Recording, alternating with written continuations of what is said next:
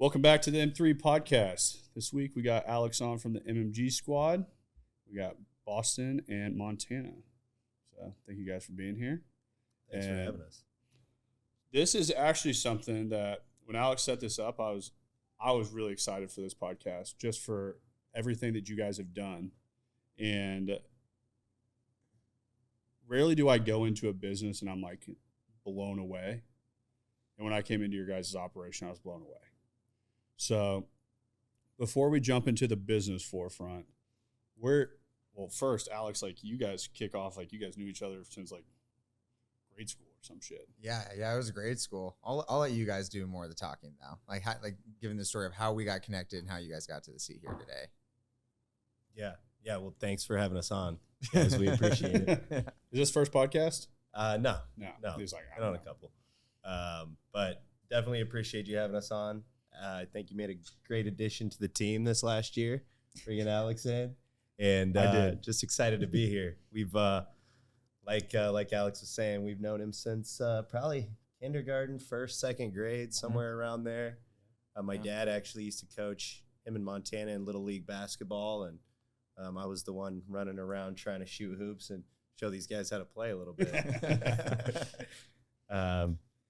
But I'll let you go ahead and give an intro, Montana. Yeah. Thanks for the hospitality. Had some dinner. It was great. I can't take any credit for that. But yeah, Alex and I played basketball together when we were probably 10, 11, 12 years old. And it's cool to reconnect in a different space. Yeah. And did you think that at that point, did you think that this would be the pathway at all? No. Until I was a senior in high school, I actually was very against cannabis. Like, I was the captain of the sports team that was always mad at everybody for going out and smoking, you know? So I remember the first time I ever actually smoked, it was with James Penn. Outside of JP's house. Shout out JP. We were out on a back road and got high for the first time, and I was like, wow, I've been lied to my whole life. Like, seriously, it was nothing like anybody ever told me it was. I didn't lose motivation overnight. Didn't curl up in a ball and go into the corner. It was just a little bit relaxing. So that was kind of my start to the journey, and it evolved from there. So at this point, you guys, we'll start out of high school. You guys go into college. What was the pathway that you wanted going into college? Yeah. Our parents ran pharmacies growing up. And so, naturally just being around that and being exposed to that, I was kind of, looking towards a healthcare point of view. Looked at medical school, and that seemed exciting at the time. But as time went on and, healthcare kind of changed and is changing, I decided maybe that wasn't for me. So kind of took more of a practical route, studied some chemical engineering, and fast forward to 2018, I was working as a chemical engineer at the University of Missouri Research Reactor. And we got this opportunity that came across our plate. One of my dad's hunting buddies pitched the idea, hey, you and your wife, you and your family should open a dispensary, if not for the financial benefit, for the people and the opioid crisis that's kind of going on in the medical community right now. So during this time, you're working now. What are you up to at that time? I actually just got a cannabis charge in college at that time. So I was working too, but a little different. I've been involved in startups, several different startups over the years, and I thought I wanted to follow the family footsteps too and go into pharmacy or med school. So I studied biochem undergrad, followed in Montana's footsteps, and about halfway through my degree, I realized, everybody I was going to graduate with was either going to med school or work in a lab. And I'm a people person. I like to be around people, be in social circles and build things. So that wasn't necessarily for me. And I had a good business professor that I did a study abroad with at the time. Landon Hyde actually put me onto that China trip. There we go. How long were you in China? About 5 months. Wow. about 5 months. So I got back from that trip and was with a business professor over there. And I was telling him my conundrum. I didn't want to finish my biochem degree because I wanted to go into business. And he was like, well, it shows everybody that you can jump through hoops if you go ahead and get your technical degree. It was like, if you go your next 2 years, finish your biochem degree. And if you still want to, be an entrepreneur, get involved in some startups and go back and get your MBA if that's what you want to do. That's the route I ended up taking, and worked for a couple different healthcare startups in college. One was like a glaucoma implant that surgeons basically put like behind your temple here, and it relieves a lot of pressure. I learned a lot about the medical benefits of cannabis then, because that's a big use case is glaucoma. And then we were involved in a logistics startup that we took offshore and brought back, and it was almost like an Uber-facing app that if you had a load from Kansas City to Mississippi and didn't have a backhaul on your way back, if you were in our system, you could log on and it looked like Uber and bid on a load on your way back, real time. So you weren't hitting dead loads and stuff back? Yeah, yeah. So I do want to back up a little bit. Study abroad for 5 months in China. I feel like we just kind of skipped over that, like not a big deal. What'd you do when you were over there? Yeah, so that was in 2014 to 15 or 2015. And I did a study abroad for the first 2.5 months. We went to 7 different cities with a bunch of people from Mizzou. We're both Tigers. Skipped over that too. But both Mizzou, born and bred. And I was over there with a bunch of people from the university and went to 7 different cities. And then everybody broke off and we applied for different internships, and everybody went their separate ways at the end of that trip. Me and one of my best friends at the time applied for a sales marketing-ish role for like wealthy Chinese students that this company basically came in, trained you soup to nuts for your ACT and SAT. So we were in charge of all the client acquisition stuff. So in China, they don't see a ton of people from the West, so you're a little bit like a celebrity over there. So they really used us as like the pawns to go out and get all these people to come in. So we were putting on basketball events, golf events, like cool stuff like that, and met a lot of interesting people over there. So Dalton and I we studied abroad in Spain. Nice. Yeah, it wasn't 5 months, it was like 6 weeks, but it was just crazy when we got there. At first, like everyone was like staring at us, like, dude, like what's the deal? And as we kind of realized, we're probably the only 2 people we saw there the whole entire time that were over 250 pounds. Mm-hmm. Like they were looking at us like we were like giants everywhere. Yeah. I'm like, I'm used to like having people taller than me around like all the time.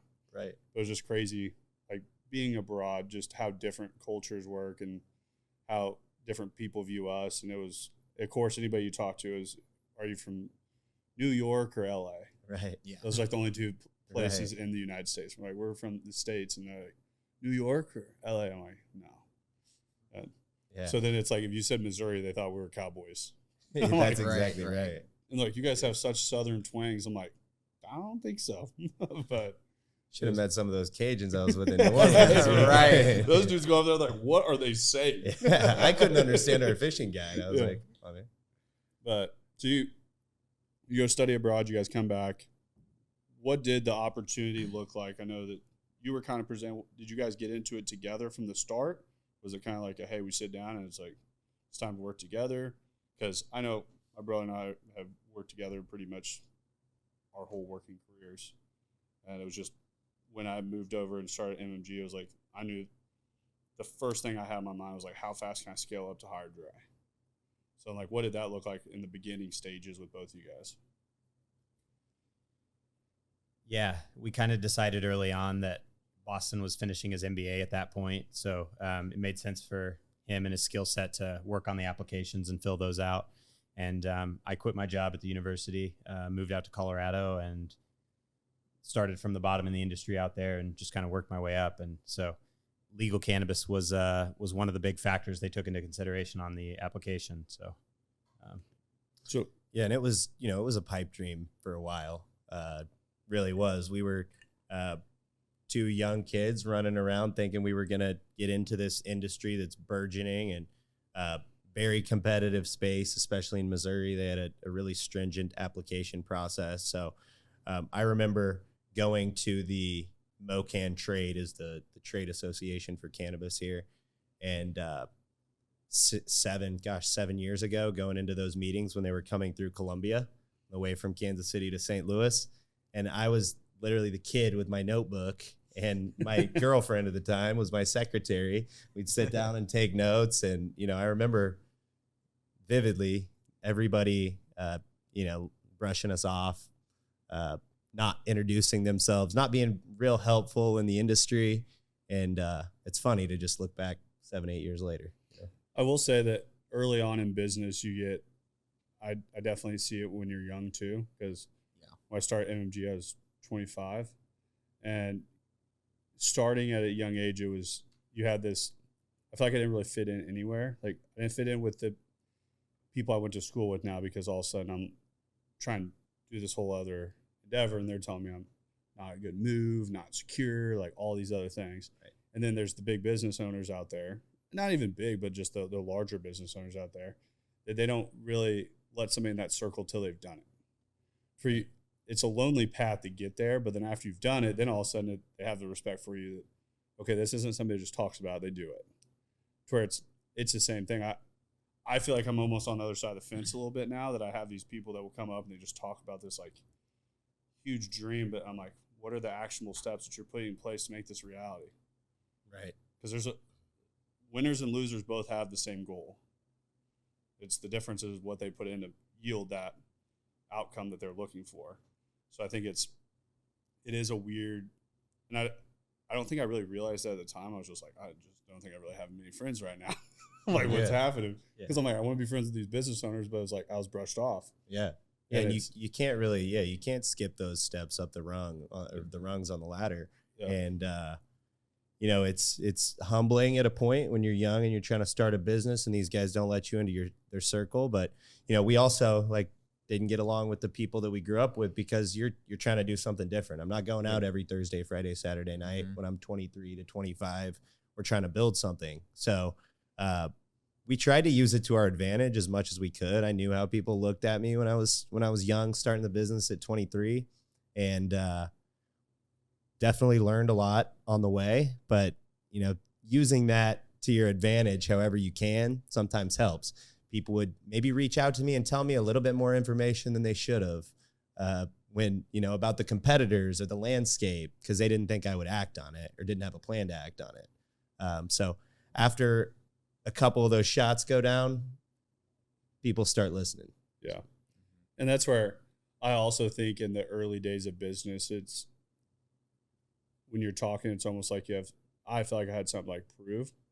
So it's almost like a sales, like not a sales pitch, like for them to work with You're you. 100% right. But it's like a sales pitch that like, I'm doing it. Like, yeah. And I look back at it now and I'm like, I see that was a huge turnoff for the people around, but it's just that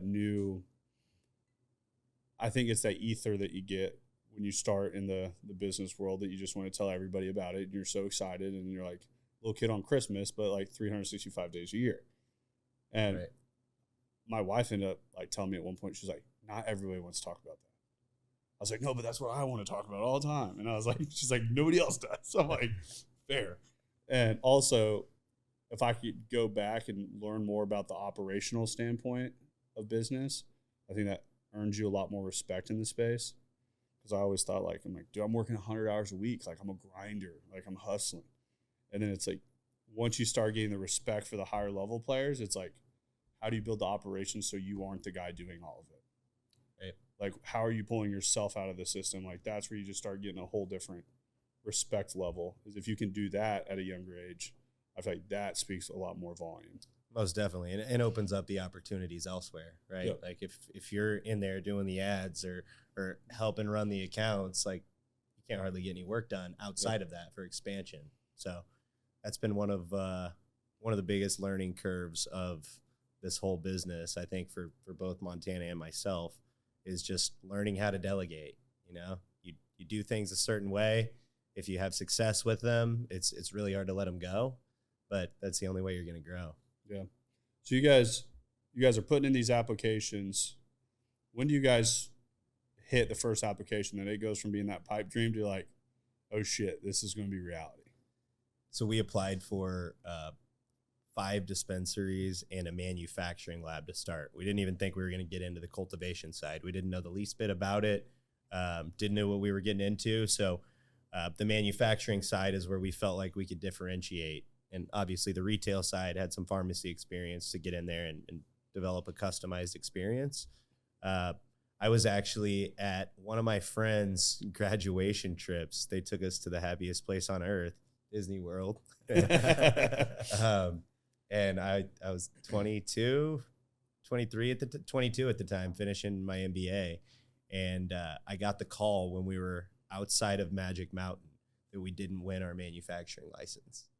And I was like crushed. The retail application. How did you ruin Disney World for me like this? Like, for real? This does not feel like the happiest place on earth. This is not happy right now. Jalen Hurts just ruined Disney World. Come on. Hey. Well, it's too soon. Yeah. Boston. Now no one's going there. Yeah. So I got the call. It was January 10th, 2020. Got the call that we did not win our manufacturing license, and the retail licenses didn't come out for another 10 days. We scored so far down on the manufacturing that I was like, there's no way we got retail. So I get back, still pretty crushed, but trying to do the thing. It was like one of those things you turn in an application and wait 6 months to see if you're picked. Dude, that's my patience level, very low. Yeah. I would drive myself absolute nuts waiting 6 months for an answer. So, I mean, those next 2 weeks leading up to retail licenses coming out, I was like, please just like scratch out one dispensary, get my foot in the door. That's all we need to get rolling. And the first dispensary, the first dispensary hit. It was in Lebanon, Missouri. We just like picked random spots on the map where we thought people weren't going to go to, and found some real estate and applied down there. That first one hit, man. That was January 21st, 2020. That was the best day of my life, for sure. I mean, I was moving back into my apartment for my last year of my MBA at Columbia, and my 2 roommates were with me. We had a great day that day. Cancel everything. And then I remember, about an hour later, I thought we were done. We got a call and we got the second one. And man, that was just icing on the cake. So he was heading straight to pick up a lottery ticket too. Oh yeah. Well, it's funny though, because I remember right after that happened, it was when I just moved back to Kansas City. It was like the first time I'd seen one of my best friends that is also friends with these two, Addison. And I got back and talked to Addison. It was that first night. He was like, dude, you're never going to believe this. These guys just got licenses. And starts to explain the whole thing. I was like, no fucking way. I'm like, there's no chance. Like, how at this age did they get the ability to be like, there's only so many licenses and they got chosen to have the ability to do that? I'm like, there's a how. How did this happen? Like, that is just so insane to think that you guys were able to pull that off and then like scale to where you're at now. Yeah, thank you. So when you get those licensing, like when you get that saying, hey, okay, we have this. So did you get 2 of the 5? 2 of the 5 we applied for, yep. So you get 2 of these 5. What does like overnight, what does change look like? So our first order of business was to acquire a production facility, which is where Montana spent the last 2 years learning the ins and outs. And, he won't give himself this much props, so I got to come out and say it. There is not very many people in the world that have the chemistry background, like the academia background, and also understand like what goes into cannabis. They're not like blasting in the basement or garage or whatever. He's like married this academia to cannabis culture and creating some pretty cool things. So we knew we needed to get a production facility for his experience and our brand building experience alone. So we got to work on some deals. He was like the Trojan horse. Essentially, so it sounds like, yeah. It was. So we ended up acquiring a production license there, or a manufacturing license there. In about the next 4 months, we started building out the dispensary, getting contractors down there. And you acquired the manufacturing license also? Yeah. So when you get the 2, can you continue to apply? No, it was 1 application phase, 1 license phase. So you missed the first one when you were at Disney World. Fuck that whole thing up. Yep. So then you get the 2. So how long after that to 6 months? we were in the process of building out those 2 dispensaries, and I was calling around the state, seeing who won these manufacturers and trying to make a deal with everybody. And, looking back, it's tough a bad deal you make is a bad deal you keep. Let me just say that. We went down that pathway. We got in with a partner who didn't end up being the right partner early on because we didn't want to spend the extra $50,000 or $80,000 to buy her completely out, and that came back to bite us a little bit later. But one of the biggest things that we learned when we got in there is we can get it done. We can turn things on and get it rolling quick. So we were about the 4th brand to market with Vivid, with our flagship brand. And pretty soon we were ordering 1,000 pounds of biomass from all these different cultivators across the state. And that presents its own problems because you don't know how they grow the plants. There's regulations that you can't have certain stuff in. And when you concentrate that, when you make oil with it, it just furthers the problem if they grew it wrong upstream. So we knew we needed to vertically integrate the supply chain and control our own destiny. And that's when the cultivation opportunity came up. Who does this kid think he is on the couch that he's in the podcast? Just jumping He's in from right He's been field. doing this shit that it's like, now he's on the couch and he just pipes in. But they had jobs.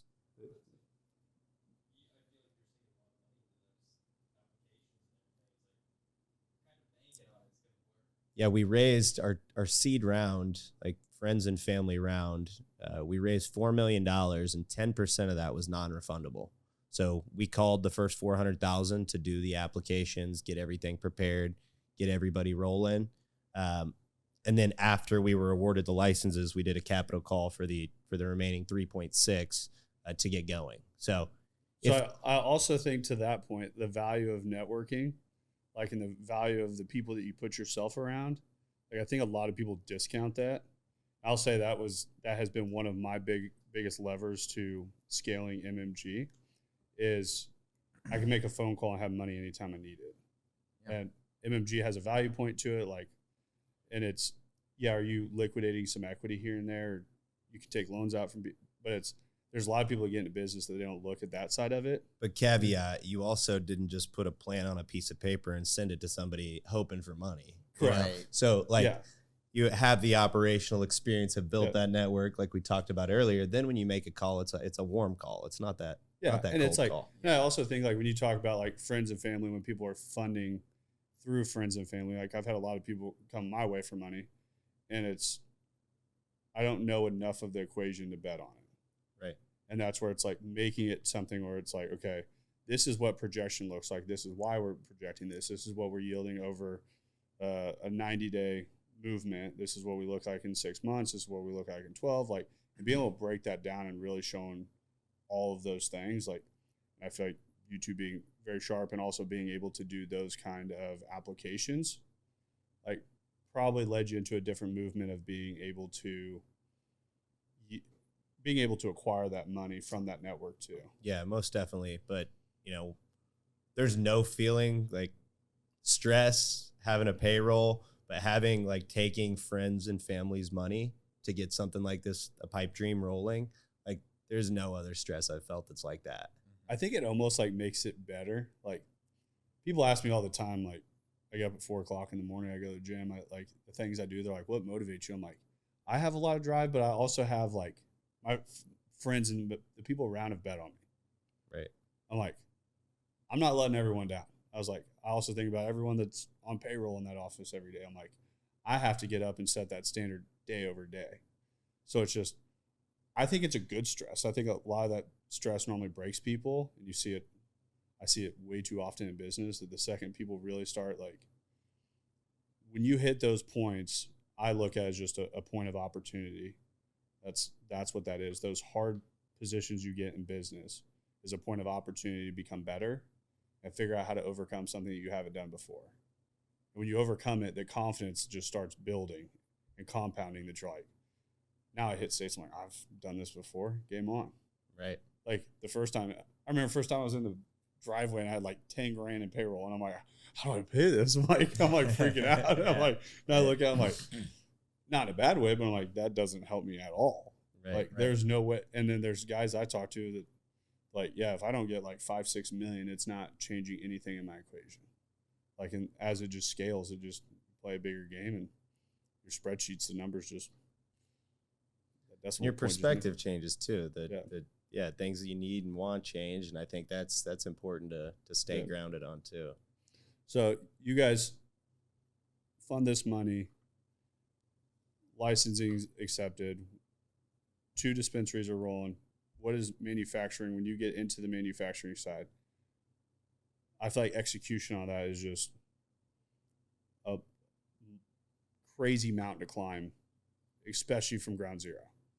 Yeah, definitely. And, with cannabis manufacturing, we went the butane route. Butane is very flammable, so a lot of regulatory considerations, fire code, a lot of difficult things to navigate. But having the traditional market or black market background, that's what people want. That's what does it for the consumers. And so we were able to get our start with manufacturing, doing butane, and just found a niche making like boutique level products that take a little bit of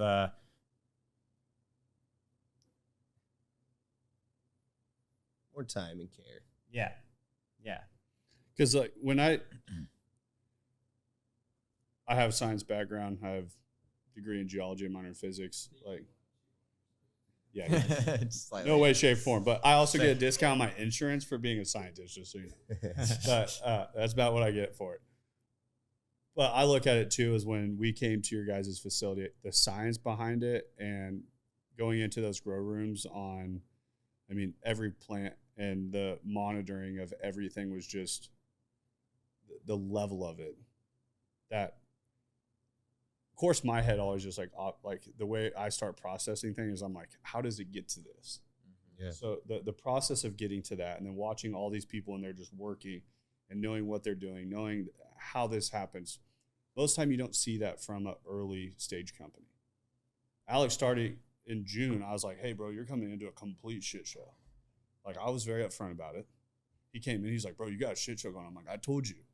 I didn't lie about it. There's no false advertising. Yeah. I was like, this is a mess. Yeah.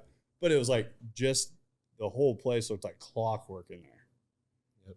So I think also too, is especially the industry you guys work in, a lot of people think of it and they're imagining like, oh yeah, it's like that 70s show, but they just make money off of it. They don't realize it's Dexter's laboratory and you guys are down there, everything being analyzed. Everything is science. And it just so happens to be that it puts out a product that so many people love. I think that's the part that throws people off. So when we walk through and I get, like we said before, I gave him zero, any type of idea of what he was walking into, but because I know you guys and I see like the things you guys post, I knew we were going into. I was like, I just want to let him go into this without having any idea. And he was like, dude, this is crazy. Yeah, he's like, tell me we're going to this place, and when we pull up and I have to like scan to get in the gate and everything, I'm like, this is a big ass building, and then I'm coming up there taking my ID and everything. SWAT team. Yeah, I'm like, whoa, dude, this is like way more intense. And then we go in like from the grow room, just the volume of what's happening in there. Like, how does ramping that up look? Like, that is not an easy movement. Like, I'm talking from a manpower state. I'm talking from a process state. Like, all of it. That is wildly fast. You got to have a workhorse on the process side. I'll tell you that. No, thank you. But so shortly after starting extractions and when we acquired this manufacturing lab, we quickly realized the most important part about the extraction is what goes into it, right? If you put nice material in, you're going to get nice material out. So it became important for me to understand the process more, to start cultivating at home. And it's great to just have a couple plants at home and really, give them love and care and really know each individual plant, not to be corny, but you lose some things with scale and you gain some others. And some of the things that, you gain when you're running a business, you can monitor it and analyze it and optimize every 0.5% to get each part of the business where you want. Yeah. And I think just being able to go back to ground zero every time we ever disagreed or wondered how somebody started this process, and just helps a lot with your complete understanding of that, and being able to just go in and if we didn't like something, we'd scrap it and we'd do an overhaul. And not a lot of people operate like that. And it does take a little bit more time, costs a lot more money, but that's why we're able to get it to where the processes are in place right now. So the building that you guys manufacture, has that been your only building? No. So we, our first manufacturing lab that we acquired was in Springfield, Missouri. Okay. And how big was that? It was about 7,500 square feet, and it was just a manufacturing lab, so no cultivation in there. Okay. So that makes a little bit more sense, because my thought process was you guys moved straight into that building. I was like, because your current building is what? 80,000. 80,000 square feet. With how many employees? I think 265. 265 company-wide at that facility, maybe 140. So that's where, like, I look at that scale. It takes companies 30, 40 years to hit that scale and still be, eating at processes all day, every day.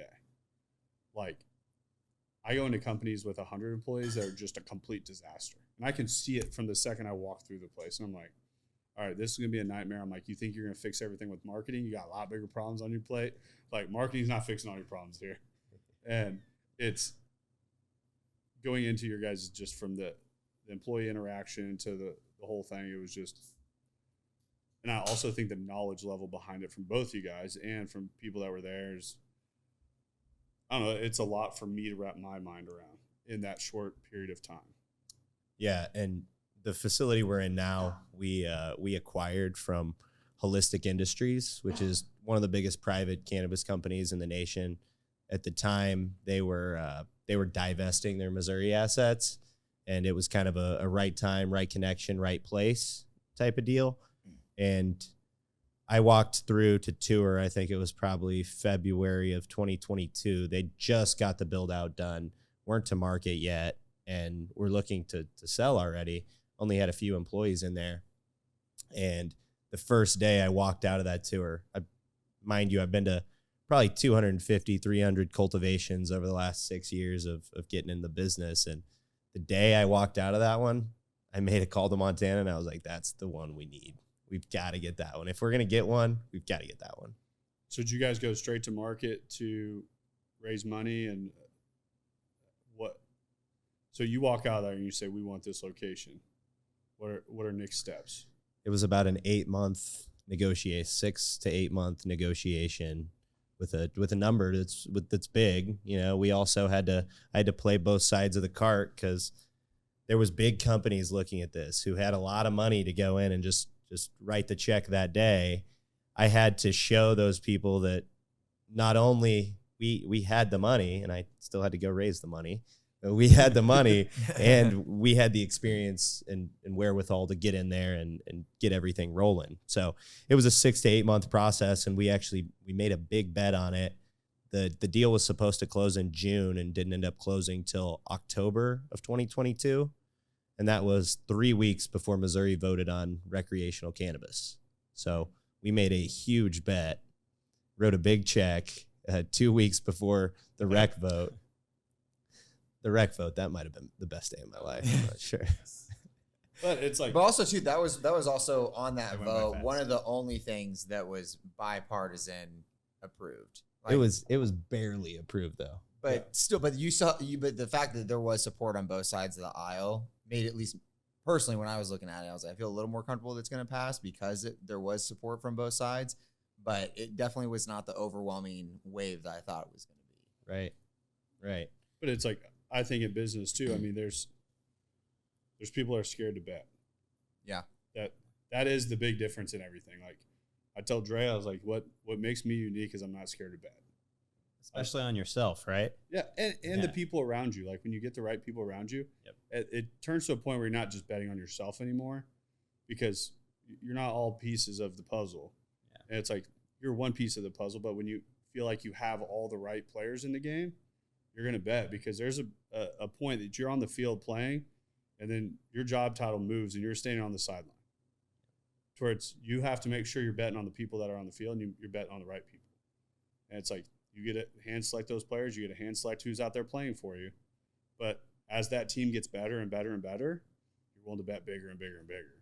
So, but in business, I mean, most success stories all come from some wild bet somewhere that everyone else went one way and you're like, you know what? This is it. And it's like, it's a gut feeling thing too that last year, I mean, the sales office, I told Dre, I sat down one day and I go, I'm going to bet all of this on a second location. And we could have half-assed it and taken on a smaller second spot and kind of kicked the can down the road and try to figure it out. I'm like, I'm going to go just as big on the second spot as we did the first one. Nice. And it's like nowhere close to your guys' scale. But it's like at our scale, it was putting all the chips on the table. And I was like, and this is going to work. Yeah. Yep. And now it's like panning back out. Like, and it's crazy when you do those things and when people look at you like you've lost your marbles. But then when it pans out, then everyone's like, oh, I knew that was going to work. I'm like, no, you didn't. No, you didn't. Right. Like, don't tell me that you knew that was going to work. Right. So you guys hit, that gets passed. Are you guys like, or were you guys operational before that passed? Yeah, we were operational. Okay. So when we took over that facility, I believe they had close to 40 employees at the time at Holistic. And we tried to keep as many people as we could on. There were obviously some people with corporate ties to Holistic who they went back with. But yeah, those 2 weeks were definitely nerve-wracking. But, you know, at the same time, it was a big bet. We bet the farm on it. It wouldn't have sunk us if it didn't go through, but it wouldn't have been near the return that recreational. Because you guys could grow there, and then was it being distributed? It was still medical use. Yeah. So basically, here's how the medical versus rec breakdown goes, and it was very easy to get a medical card in Missouri. I don't know if anybody here had one, but you could basically get a catch-all at the end. It was chronic pain, so you could get on with a doctor on telemedicine, and they would certify you for anything. You know, if you can't sleep or your back hurts or whatever. So there were, I want to say, right around 300,000 patients in Missouri at one time, which is a pretty good percentage of the population here. And when it went rec, what that does is it opens up from 300,000. Well, now we've got 6 million people in the state and all these 8 surrounding states where cannabis isn't legal at that are able to just come in, walk into the dispensary and buy. So your customer base goes 5X overnight. Yeah, that's so. When you guys open that, can you sell out of state? No. So you have to sell in Missouri. Yep. There's no distribution across any state lines right now. So then they're just driving across state line to come get it and then go back. Correct. Well, but it's the distribution side from there for somebody can drive. B side can't go out. C side can come. Correct. Right. But C side is technically not supposed to come in and out, right? Technically. But maybe they're smoking all while they're here. That's what I was saying. They probably got a hotel room, treated their ailment, and then left. Right? Exactly. That's exactly what they were doing. That's what they're doing. That's what we'll lead with that. But so you guys have that opened in October 22. Yep. What's taking place with the dispensaries as this is all happening? Are they just like operational, like kind of just running and gunning, like? Yep. Operational, running and gunning. They were 2 of the first 20 dispensaries open. So we opened in January of 21 with both of those shops, and they were cranking. We've developed a good kind of corner store vibe, similar to the family pharmacies that my parents used to run, my mom used to run, and developed into a good personalized experience. A lot of these stores that you go into right now, they don't do deli style flower. If you're a connoisseur and you go into a store and they just have this, they're charging you $60 for this, and then you get home and you open it up and you don't like it, you'll probably never go back to that dispensary or that brand again. So we're a little bit unique at Blue Sage. It's our retail names. We do deli style. You can also come in and get a quick convenient if you know what you like and know the brand. But we put the flower in like a deli case, like an actual meat deli case behind the registers, and you can come up, smell it, look at it, know what you're getting before you buy it. So that was a good differentiator for us. 90% of the state is pre-pack only. So all of those deli style people and people who are your super fans and connoisseurs would drive, 10, 20, 30, 40 minutes past several dispensaries to get to us. So when you say they're pre-pack only, is that by regulation or law, or is that just what they chose? Just what they chose. Gotcha. What was the difference in the retail space when it went rec side? We've switched to a little bit more of a pre-pack model, actually, because, that medical cannabis patient, those people who seeked out the card and spent money to get the card, well, they probably smoke a lot of weed, right? Yeah. The people who are rec consumers who are just popping in on their way into town or out of town, they don't care quite as much about the full experience. They care about getting in, getting out, convenient. Yeah, because I'm going to say I'm definitely not the great client. I go in, I have zero care of what it costs. I just they hand me a bunch of stuff, I check out, and then I end up and I go take way too much of whatever I got. I absolutely get smoked, and then I'm like, not again. Fast forward 12 months, I'll do it again. And then, so that tends to be my cycle of how it goes. And just a little bit, whatever. I should probably listen better, but so that's where I do think that probably on the rec side going towards more of a being able to cater to that person just in and out. Because I remember back in 2020, we went to Breckenridge. Everything was pretty much closed down for COVID. So we couldn't go into restaurants, anything, but you could go into dispensaries. Mask and everything, but we go in there and that was all pre-pack when we were out there, the place that we stopped at. Yeah.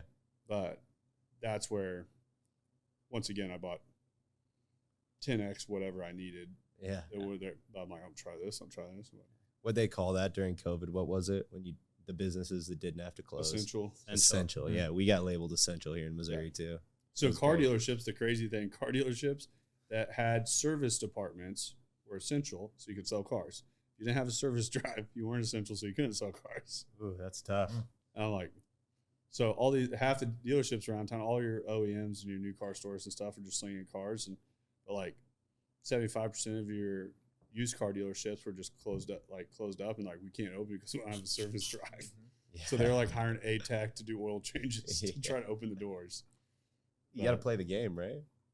Business is all a game. I tell people, business is a game. Play Monopoly, you make deals. If you can think further in the game, that's how you win. And it's thinking of business further down the road, figuring out how money works, figuring out that money is just a tool. It's understanding how to use it, understanding when to play your cards, when not to play your cards.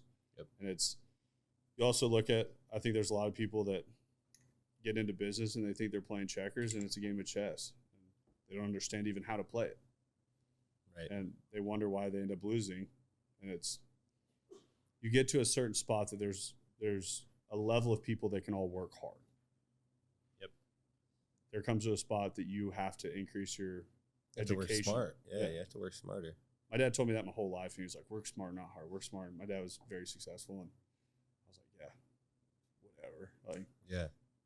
I think it took me probably until I was probably about a year ago to understand that. But it was just my whole life, I was just I'm the hardest worker in the room, Yep.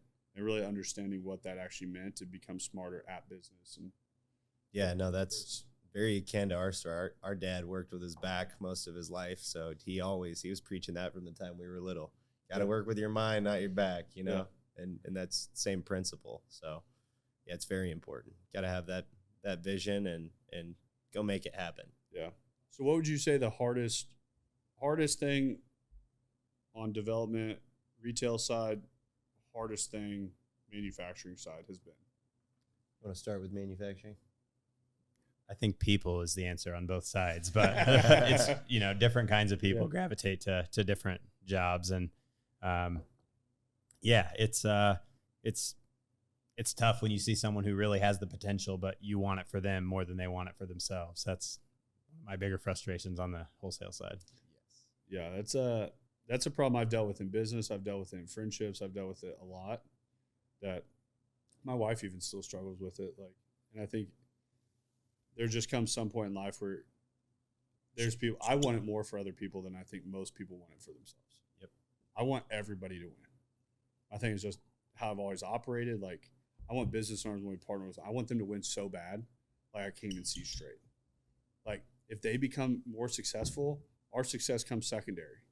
I've had people in our business that I'm like, I want you to win. They're like, you just want me to win so you become successful. I'm like, we're at a table that everyone's winning. What are you talking about? I'm like, you're staying in your own way, and you won't become successful because you're worried about someone else becoming successful. Right.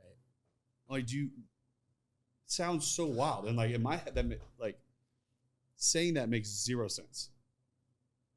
Somehow in their head that like, that's crystal clear that it's wrong. It's the scarcity mindset, right? Is it they're seeing it as there's only so much success that's allowed to be passed around. So then if you're over here succeeding, that means it's taking away from the amount of success that I'm allowed to have, as opposed to the abundance mindset where there's so much success that's out there and accessible to where all three of you can be successful, and believe it or not, I can be successful too. It's just, again, we talk about it all the time, but it's those mindset things and those mind shifts of what is out there, what we can achieve, what we can't achieve. And then people then, because of their mindset, they stand in their own way. Most definitely. We go back to that all the time in the industry. You know, in Missouri, there's a fairly close-knit industry. There's some pretty good competition out there too. But when people get at each other's throats and use that scarcity mindset, it not only hurts their rep and their company out there, but it tells other people you don't want to be a part of the whole industry's success. So a rising tide lifts all ships, and I really believe that. Yeah, and we've talked about it. I want somebody to come compete with us on what we're doing, because right now we're trying to lift the whole market by ourselves on what our product and our service is, and competition is a good thing. I'm a competitor. I want to compete. And I'm cool with friendly competition. One of my best friends, he and I lifted trucks against each other 10 miles down the road. And it was like, we would hang out on the weekends and everything, but it was still a competition all the time. Yeah. And we talked about, like, he was like, you need to move over to Wrist Lake, right? Like, the house next door to him went for sale.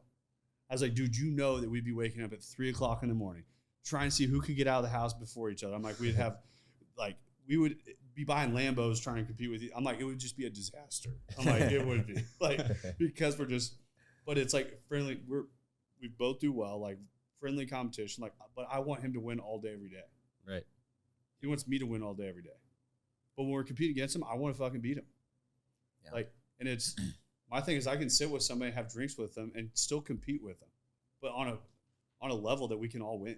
Yeah. Right. Well, there's two ways to have the tallest building in the city. It's either knock down all the other buildings around you so yours looks the tallest, or just focus on building your building to be the tallest one in the city. And, you know, if you just adapt that mindset to say, hey, I'm not worried about anyone else's success. I'm worried about mine, and I need to work on my own shit. All of a sudden, all those other things, all those other barriers of your personal success go out of the way, because now you don't have the distractions of being worried about what other people are doing. You'll see it and you're like, hey, good for them. That doesn't impact what I'm doing. I'm working on me. I'm working on my business, or for you guys, I'm working on my product, my processes, my growth, my expansion. And for you, slightly different, since there's like limited number of licenses, limited number of abilities, but just an overall company movement. I have the ability to focus on myself, and I have enough things going wrong in my own company, or things that can be improved in my own company. The last thing I need to be worried about with my time is what's going on with your company. Right. And I think that goes back to early sports days, honestly, for me. Like, if I played, I don't care if it was the best basketball team or baseball team, whatever, like, I wanted the best pitcher to pitch. Yeah. And if we didn't win with the best pitcher pitching, like, I wanted to see him again. Yes. Or the best player playing, you know, like, I want their best when they come out. And to your point earlier, like, that gives you so much more confidence when you do finally break through that glass ceiling or whatever you want to call it. Yeah. I will say, though, to that point also, is there's business owners out there that do things wrong. And I've been a firm believer my whole life. Like, my dad always told me, he's like, good things happen to good people. Like, I live by it. It's something that we're very heavily involved in different charitable organizations. Just actions speak a lot louder than words. When I cross paths and I know people are just shitty people, I do want to run them fucking over like in a way that it's like, A little different. It is. It's like, my deal is I still hope that you change, and I hope that you can find that inner peace and you can go make the world a better place. But if you're going to directly get in the arena with me, just 100% know you're not going to win. Like, my thing is there is a place for people that just do wrong by others. And my other thing too is like, everything's cool until you mess with the people in my walls. Like, you mess with the people in my walls, like, different game you're playing there. For sure. Like, we've had accounts that pay us a lot of money, try to hire the people out of our walls. Directly hire our employees. And I literally call and I'm like, hey, just so you know that you offered this big signing bonus and all this stuff to try to take my person, but they're not coming. And your marketing's done in 2 weeks. So like, I'm a paying client. I'm like, I don't give a shit because we don't run a contract, so I can fire clients also. Yeah. So I'm like, we're done. But it's like, we don't need one account that bad. But that is the business structure that we've focused on, is making it to where we're never leveraged at a table. And I think that there's a lot of success out there for people, but my viewpoint is I just went for the right people. Yeah. Like, I think there's certain people that deserve it. There's certain people that go out and they make it happen. And the world, I think karma is a real thing. Karma is going to get people the way the world always comes back around. There's some people that I can still wish the best for them, but I know however they play their cards, they're not going to win. Right. Yep. So, but I do think the higher level you get up in business, I do think it wings out. Like, a lot of those people start falling off because I don't think they can make it to the next level. Well, right. You can't keep playing that game and expect to work your way up the ladder. Yeah. Right. Like, eventually the network being such a big thing, like Kansas City, even though we've got a couple million people in the metro, it's a small business community. Very small. You do somebody wrong, like, I'm going to know about it probably. And I'm not in all these different industries and, Mm-hmm. I hear stuff come back up the chain to us on all kinds of different things. And I've had people break off from our company, try and do their own thing, and then their way in the door all the time is that they work for Moss Marketing Group. I'm like, these people know me. They call me. Right. I'm like, how did you think that was going to work out? And it's just kind of funny. Like, the business space is not that big. Like, you acquire 100 plus business owners. Like, here soon, we'll be at a few hundred business owners in Kansas City. That's a large portion of the market. It is. Like, we have a lot of business owners that come our way just want to be inside of our network too. That there's a value point in that. Yeah. And it's like, but I pride ourselves in the name that we carry and how we do business, and money is secondary to me. Once again, money is a tool. Like, I don't care about money that much. I feel like when you only focus on money and you hyper focus on it, all the rest of business is really hard. When you focus on just doing the right thing and building a business, focusing on people inside your business being happy and all those things, the money just kind of appears. Yeah, focusing on the journey a little bit more than the result. Yeah. Right. Everyone loves the result, right? But if you want to consistently get the result, you got to love the process and really be about it. I think he needs a book of just his sayings because he speaks up there solid. I'm like, cut that. That's a real. Right. He said, I don't jump in a lot, but when I do, it's gold. Yeah, just golden. Like, so right now, you guys have, is it still just the two? No, we've got five retail stores now. 5 retail stores. Yep. Is there a way to acquire more retail stores? Yeah, there's no more retail licenses going out in Missouri.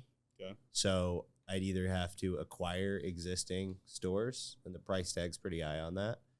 Or I didn't assume that would be cheap. Or go out of state and expand our footprint that way. So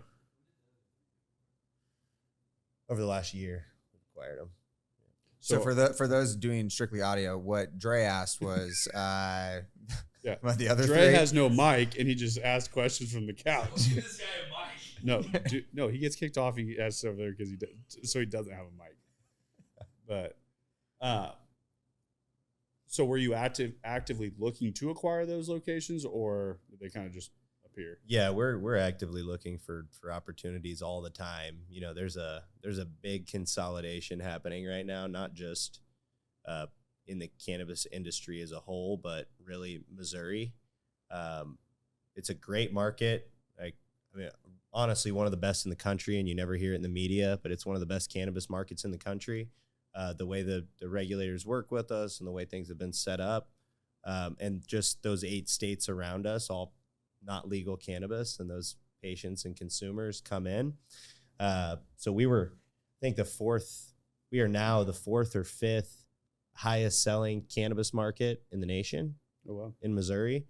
And it is set up and structured much different than a California or a Michigan, where they're selling a lot more weed, but nobody's making any money because price compression has hit them so hard. So right now there's a couple of big conglomerates coming into Missouri with a lot of money behind them that are consolidating stores left and right.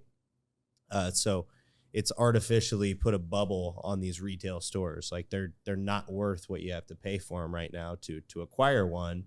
And that is these companies' game. That's how they're going to do it, right? So we've had to strategically make deals that are maybe not quite as much money as somebody else, but it's something on the back end or some differentiating factor that we can offer that somebody else can't. So those 3 stores in particular, 2 of those 3 stores in particular, we've fostered and used leverage those relationships that I've built in the industry. We've built over the last 4 years and really got those opportunities right when they came up. So nobody else had a chance at them. I think that is hard especially when you get into the private equity sector, where same thing happens in real estate, that they're not worried about what the price tag is today. And you have a new home buyer that's looking at a $250,000 house. Private equity doesn't care if they pay $275,000, $300,000. They don't care about what the value and the price tag is today. They're playing a long game, and they're looking at buying market share. It's the same thing in the marketing world. That why does Coca-Cola spend $5 billion a year on advertising? It's not that they need more Cokes to go fly off the shelf. It's to continue to own their market share. Right. Yep. And when you're taking market share, whatever it is, and it's the same, private equity comes in and their idea, they're playing a bigger game. Right. Yep. So the game that anybody thinks that they're playing, when private equity steps in, it's a whole different game. Sure. And it's I talked with my wife on it. She's like, when it first started happening, I was like, I don't know how they come in and pay for this. I'm like, they have so much money, they don't care. That they are not looking at what the house is valued by.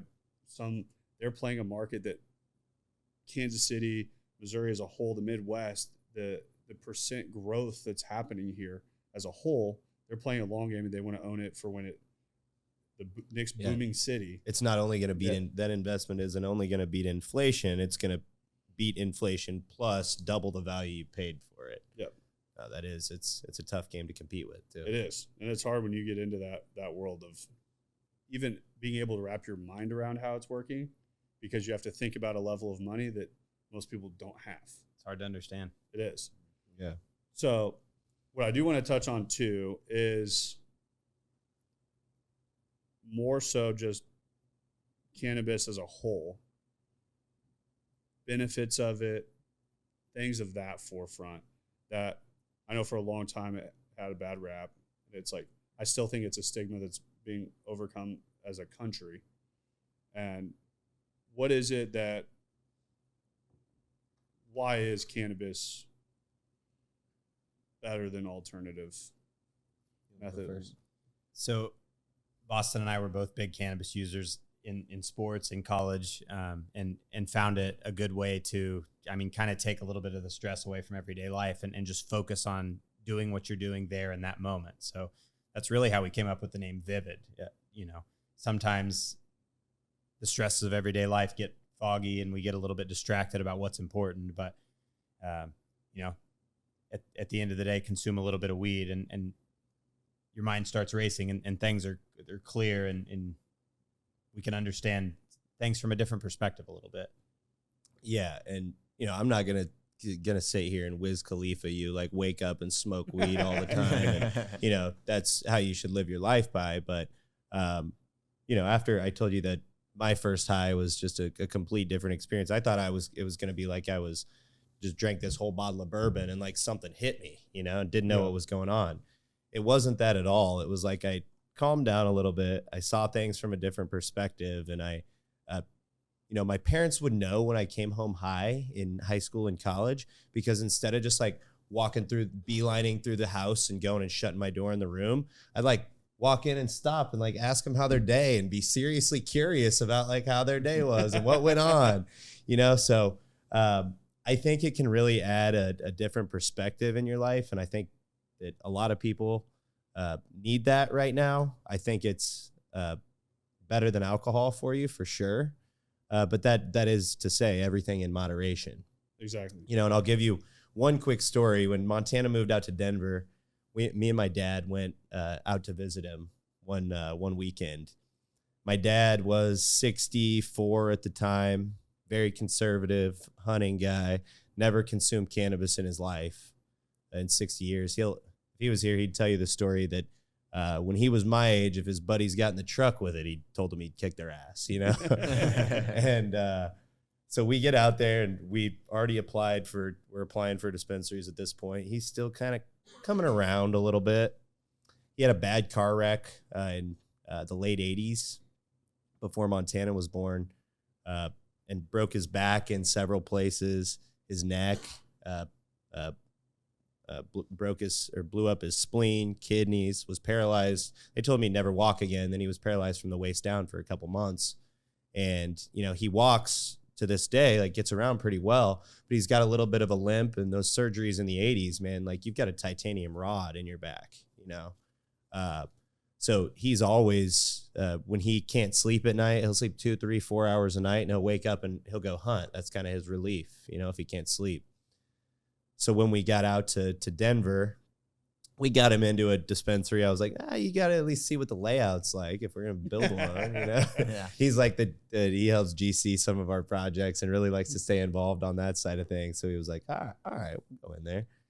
And when we got him in there, I was like, well, you've at least got to try it, Pops. If we're going to sell it, you got to try it and see if it helps you. Because, again, going back to the medicinal benefits, we've heard countless stories, and you wouldn't believe it, like when you open the doors to the dispensary, how many people come in there with wild stories about what it's done for them in their life. So my dad really likes root beer. We got him a root beer for the first time. It was 100 milligrams, which for those of you who don't know, 100 milligrams is a lot of cannabis. Like that for an experienced user. So they're saying 150. Is this a lot? That's 150. Each gummy is 15 milligrams. Gotcha. So cool. Yes, that I take, yeah. That's a lot. Don't eat the whole bag. So eat the whole bag. So 100 milligrams. Point is. So we get out of the dispensary. He's just like me, just like you. It sounds like he does everything 100%. So he cracks this thing and starts chugging this root beer, and I have to like pull it away from him, you know. And he's like, just wipes his mouth. Didn't think he did anything wrong. And we had a reservation, or went to a little steakhouse that night in Denver. 15 minutes goes by and he looks at me and he was like, but I told you this shit doesn't work on me. I was like, give it a minute, Pops. 15 more minutes go by, and, you know, he got a beer with dinner and his food just comes out, and he taps me. He's like, we got to get out of here. You got to box my food up and get me to the hotel. So that night, we got back at 9 p.m. He was out within 15 minutes and slept till 9 a.m. the next day. That was the first time he slept more than 9 hours in a night in 30 years.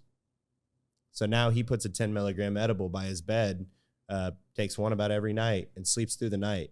And it's changed his life. It's really changed his life. Because you know how you are when you're not sleeping. If you're on 3-4 hours of sleep, Dude, you don't want to be around me. Yeah. I'm not sleeping. All right. Dude, I'll tell you, sleep is science. Like, I mean, but it's crazy how many people just lack like decent sleep. And I go to bed early. Like, that's how I get up early. Yeah. Like, I tell everyone, people are like, how do you do it? I'm like, pro tip, just go to bed earlier. Like, not that, like, I normally get in bed like 8 o'clock, 8:30, like read for an hour. I'm out by 9:30. 4 o'clock's not that hard to get up. Right? Yeah. Like, weekends, the gym doesn't open till 7, so I'll stay up a little bit later, Friday, Saturday night. Like, the only night during the week I normally stay up later is Wednesday, like for this. Yep. But I can even tell normally on Thursdays how I just drag a little bit more, because I'll still get up tomorrow morning and go make it happen. But that sleep is crazy important. And critical. Our dad will operate off like 3 hours of sleep. Done it forever. I can't do it. I'm just like, dude, you're a machine. Like, I have to get at least like 5. Like, under 5, I'm worthless. No, 5 is about my level too. I can't do under 5. Yeah. But so was mom more open to it, or was she, did it take her a little bit to warm up also? Not really. It took both of them a while to warm up. They'd never neither one tried it. And that's going back to my experience in high school. You know,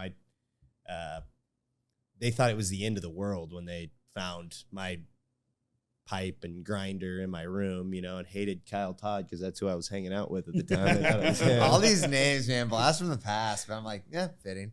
Yeah. So when we got into this, I was trying to, at first, you know, you try to reason with somebody and you try to justify it and give your side of the spectrum.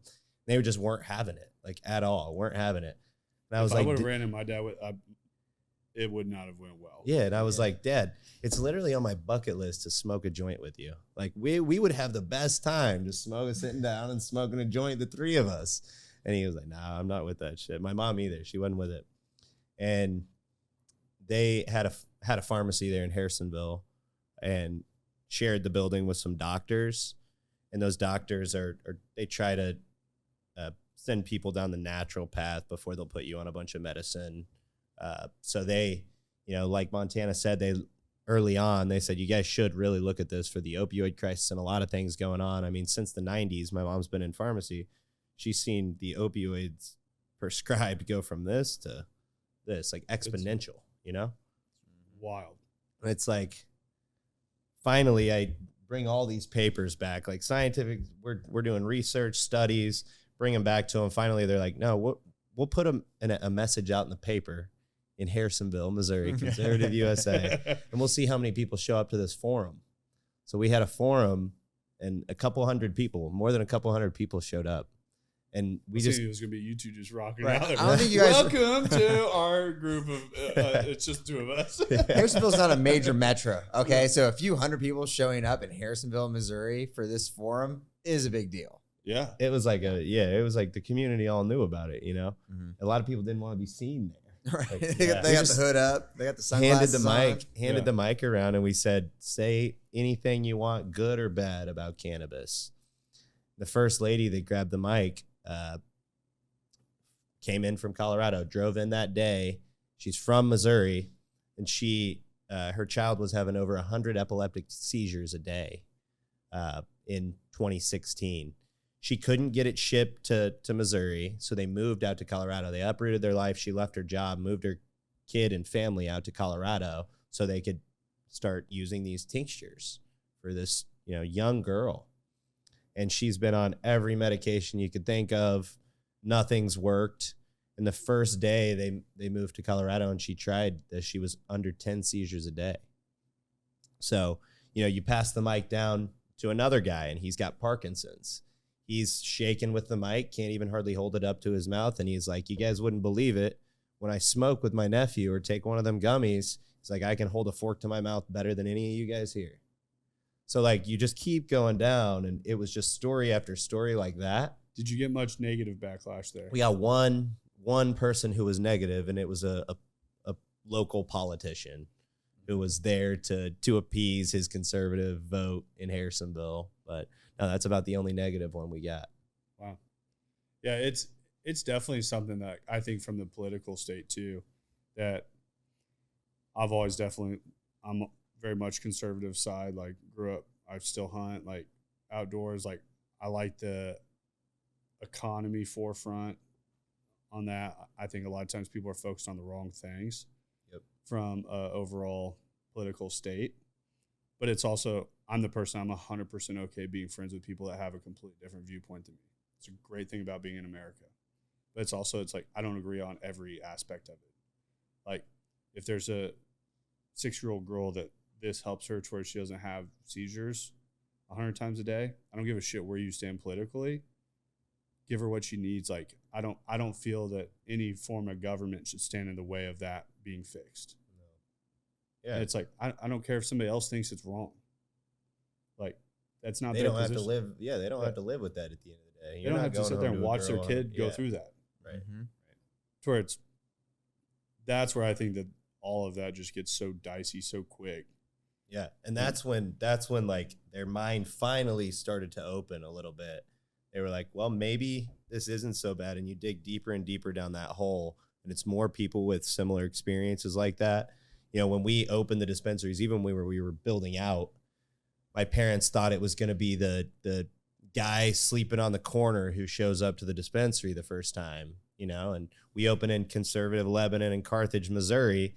And we meet the first week we're there. We meet the lawyers, the doctors, everybody's coming in there to get their weed. My parents couldn't believe it, you know? Like, that guy down there is on meth. Completely different drug. Right. He's not coming here for this. Yeah. For sure. Yeah. But, that was their association with it from growing up like that. Which- The stigma that was with it. The first time I smoked weed was senior year of high school, or junior year of high school. And it was with my buddy, and we smoked out of apple, hiding next to his AC unit next to his house. And I was like, dude, this is the most criminal thing I've ever done in my life. And afterwards we spoke, and he's like, dude, let's go get food. And I was like, I don't know if we should be going anywhere, bro. And we get pulled over. Like, no shit, like less than 5 minutes from his house, we get pulled over, and I'm like, I'm going to jail. Wait, on the way to the food or back with food? On the way to the food. Oh, no. even worse. Yeah. Even worse. I'm sitting on the side of the road. I'm like, my eyes are like just damn near closed. And this is your first time too, so you have no idea. I'm like, dude, first time I've ever done a drug in my life. I'm going to jail. I'm like, this is it. Like, I'm like, they my flew in dad- the Feds, CIA. I know. They're taking me all the way up. I'm gonna be Supreme Court standing in front Right. of them. I'm like, Guantanamo Bay, here I come. from Kearney, Missouri to Supreme. Yeah, it's done. And I remember sitting there like, my dad's gonna be so mad. And I don't know how the cop didn't even say anything. He like checks driver's license, insurance, and I'm like, I feel like we had to have smelled like it. I was like, I couldn't see. Like, so I'm like, I know he looked at me thinking like, homeboy, definitely been doing something. And like checks everything, writes a ticket for like 10 miles an hour over or something. I'm like looking at my buddy. I'm like, were you going that fast? He's like, I thought I was going too slow. I was like, I don't know. But continue on to go get food and get home. I was like, my brother did get caught though by the cops with weed. So my dad was really proud of them. Hey, that's right. We're an open book here. Me too. Yeah. Now we have it sitting on the table while we podcast. Dad would be proud. Yeah. He didn't talk to him for 2 weeks, but fast forward, we're in Breckenridge. We're sitting there eating gummies with our dad, all of us. Just Right. like, Yeah. oh, how the tides have turned. Yeah, Dad wasn't proud when he got caught, but he's pretty proud now. Yeah. Right, yeah. It's kind of crazy just to look at like the whole transition of the space as a whole. Yeah. That now, like, we sit here, we just went after all this stuff. Like, you could do it on camera and you'd post online. I remember smoking that apple behind the AC unit that I was like, dude, cops are going to pop out of the bushes or something. Yeah. So, like, they're looking for us. Yeah.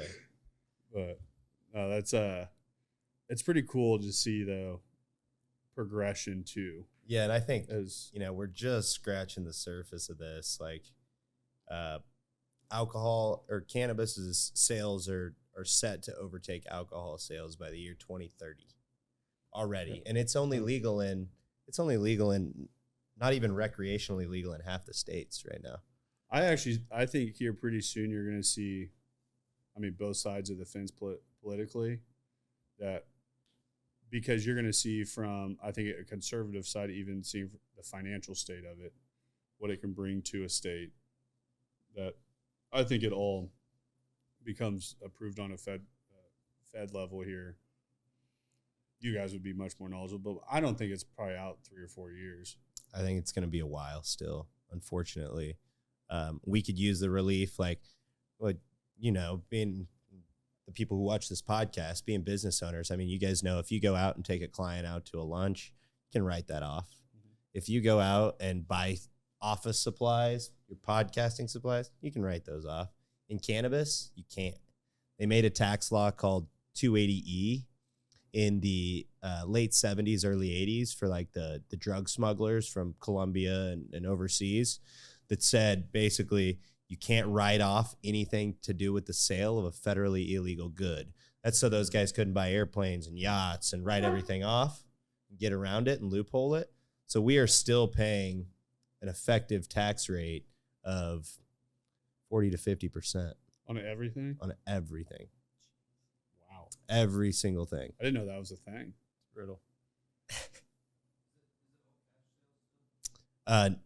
No, most of it is 10 years ago, you couldn't, you heard these horror stories of the first growers in Colorado.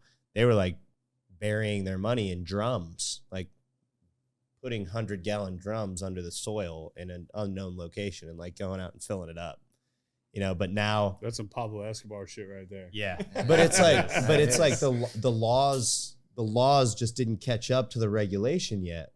How are you going to legalize marijuana but not let banks take the money? It's what are those people supposed to do? So that's where I feel like at a Fed, I feel like at a Fed level, it's got to be there's got to be a point one day that it hits it, it just makes zero sense. Because I feel like we're already there. Yeah. I think so too. You already have all these states that are, I think one day it's just. But now it's evolved into such a, I don't even know how to use what word to use to describe it, but such a political regime, standing point, talking point, whatever you want to say. And everybody's got a different idea of how this should look at the federal level. Is Big Pharma going to come in and take it over? Is alcohol going to come in? Are they going to let the tobacco companies? Is the federal government going to let interstate commerce happen? There's so many ways and stakeholders now who want to get involved that it's they're kind of pumping the brakes and saying, whoa, how's this actually going to roll out and what's it going to look like? Yeah, I think it is. I don't know. Even from the pharmacy world and everything, I think Big Pharma of what they've done to our country and the power that they hold on everything. The fact that you have NFL players that make more on a Big Pharma commercial than they do from the NFL of the sport that they play, pretty wild. Crazy. I don't think they should be allowed to advertise. When you're pumping that kind of money into advertisement and you're buying that level of athletes and everything,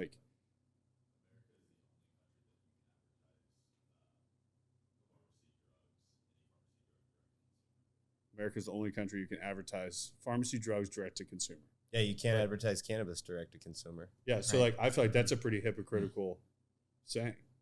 And that was going back to the retail challenge. That's probably the biggest retail challenge is I've got a brick and mortar store open and I can't put ads, radio, paper, social media, everything's shut down. We've restarted our Vivid Cannabis Instagram 6 times and it's shut down again. And we've gotten to 6,000 to 8,000 followers every time. It's they shadow ban you, they shut you off. And it's what are we supposed to do? I think your marketing move that it hit earlier when you were talking about being at that forum and one person after another is talking about the plus. Yeah. I think your marketing move is just high level testimonials all the time. We literally just do nothing but testimonials. Dude, for real. Yeah. They all know what you're talking about. You disguise it as something that everybody that watches it knows exactly what you're talking about. Broccoli. Yeah. Yeah. But it's well, it's the same as Coors Light. Same as Yeah. Coors Light. They did an ad with Patrick Mahomes, but they said, oh, Coors Light, but they use it as a flashlight. Yeah. And then just put Coors on the side of this Yeah. flashlight. Yeah. But then because you're not actually allowed to open a beer and drink it in a commercial. You can have it in a commercial, but you can't actually show someone in a commercial consuming the alcohol. I'm pretty sure NFL has a rule for NFL players that they can't be in alcoholic commercials. Correct. So that's the same with cannabis. That's the next level of it, right? Is that there's that. that level of you can't show someone drinking alcohol, but then when it comes to athletes, they can't be in those. So then that was their way around it was, oh, it's a flashlight. I love Coors Light. Click, click, look, this is my flashlight. But the thing is, if people know who they're following that for, Yeah. you get 2 forefronts of that you get to cultivate the current clientele, and then you're getting to hit new clientele that isn't bought in yet in the whole space. For sure. So literally when you were hitting marketing brain turned on, I was that's because I've thought about it since we came to your guys' location that one day. I'm these dudes are handcuffed in the marketing world. But most of the time, I talk with, it's crazy when I have meetings with clients, it's normally an hour, 2 hours, but I'm waiting for that one thing that Yeah. I just kind of hear. Yeah. That makes completely different, like a different idea and movement of everything. And that's interesting you bring that up because our my chief marketing officer, Tony Billmeyer, we hired him from Eric and Coleman out in San Francisco. St. Louis guy, moved back here from San Francisco 4 years ago when we hired him. And our edibles were all called Vivid at the time. We didn't have any differentiation. And Tony leaned into it and he was like, well, we can't do any of this like advertising.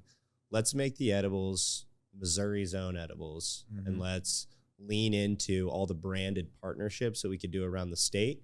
So we can't get normal advertising, but the Business Journal and Fox News and everybody will pick it up if we partner with Old Vienna and do red hot riblets that are infused, or the Coffee Ethic in Springfield, or the Roastery here. So that's what we did, is we partnered with them to make their products infused, and that got a lot of buzz from the whole community, and everybody like learned where to go get them, what to buy, but it wasn't directly advertising marijuana.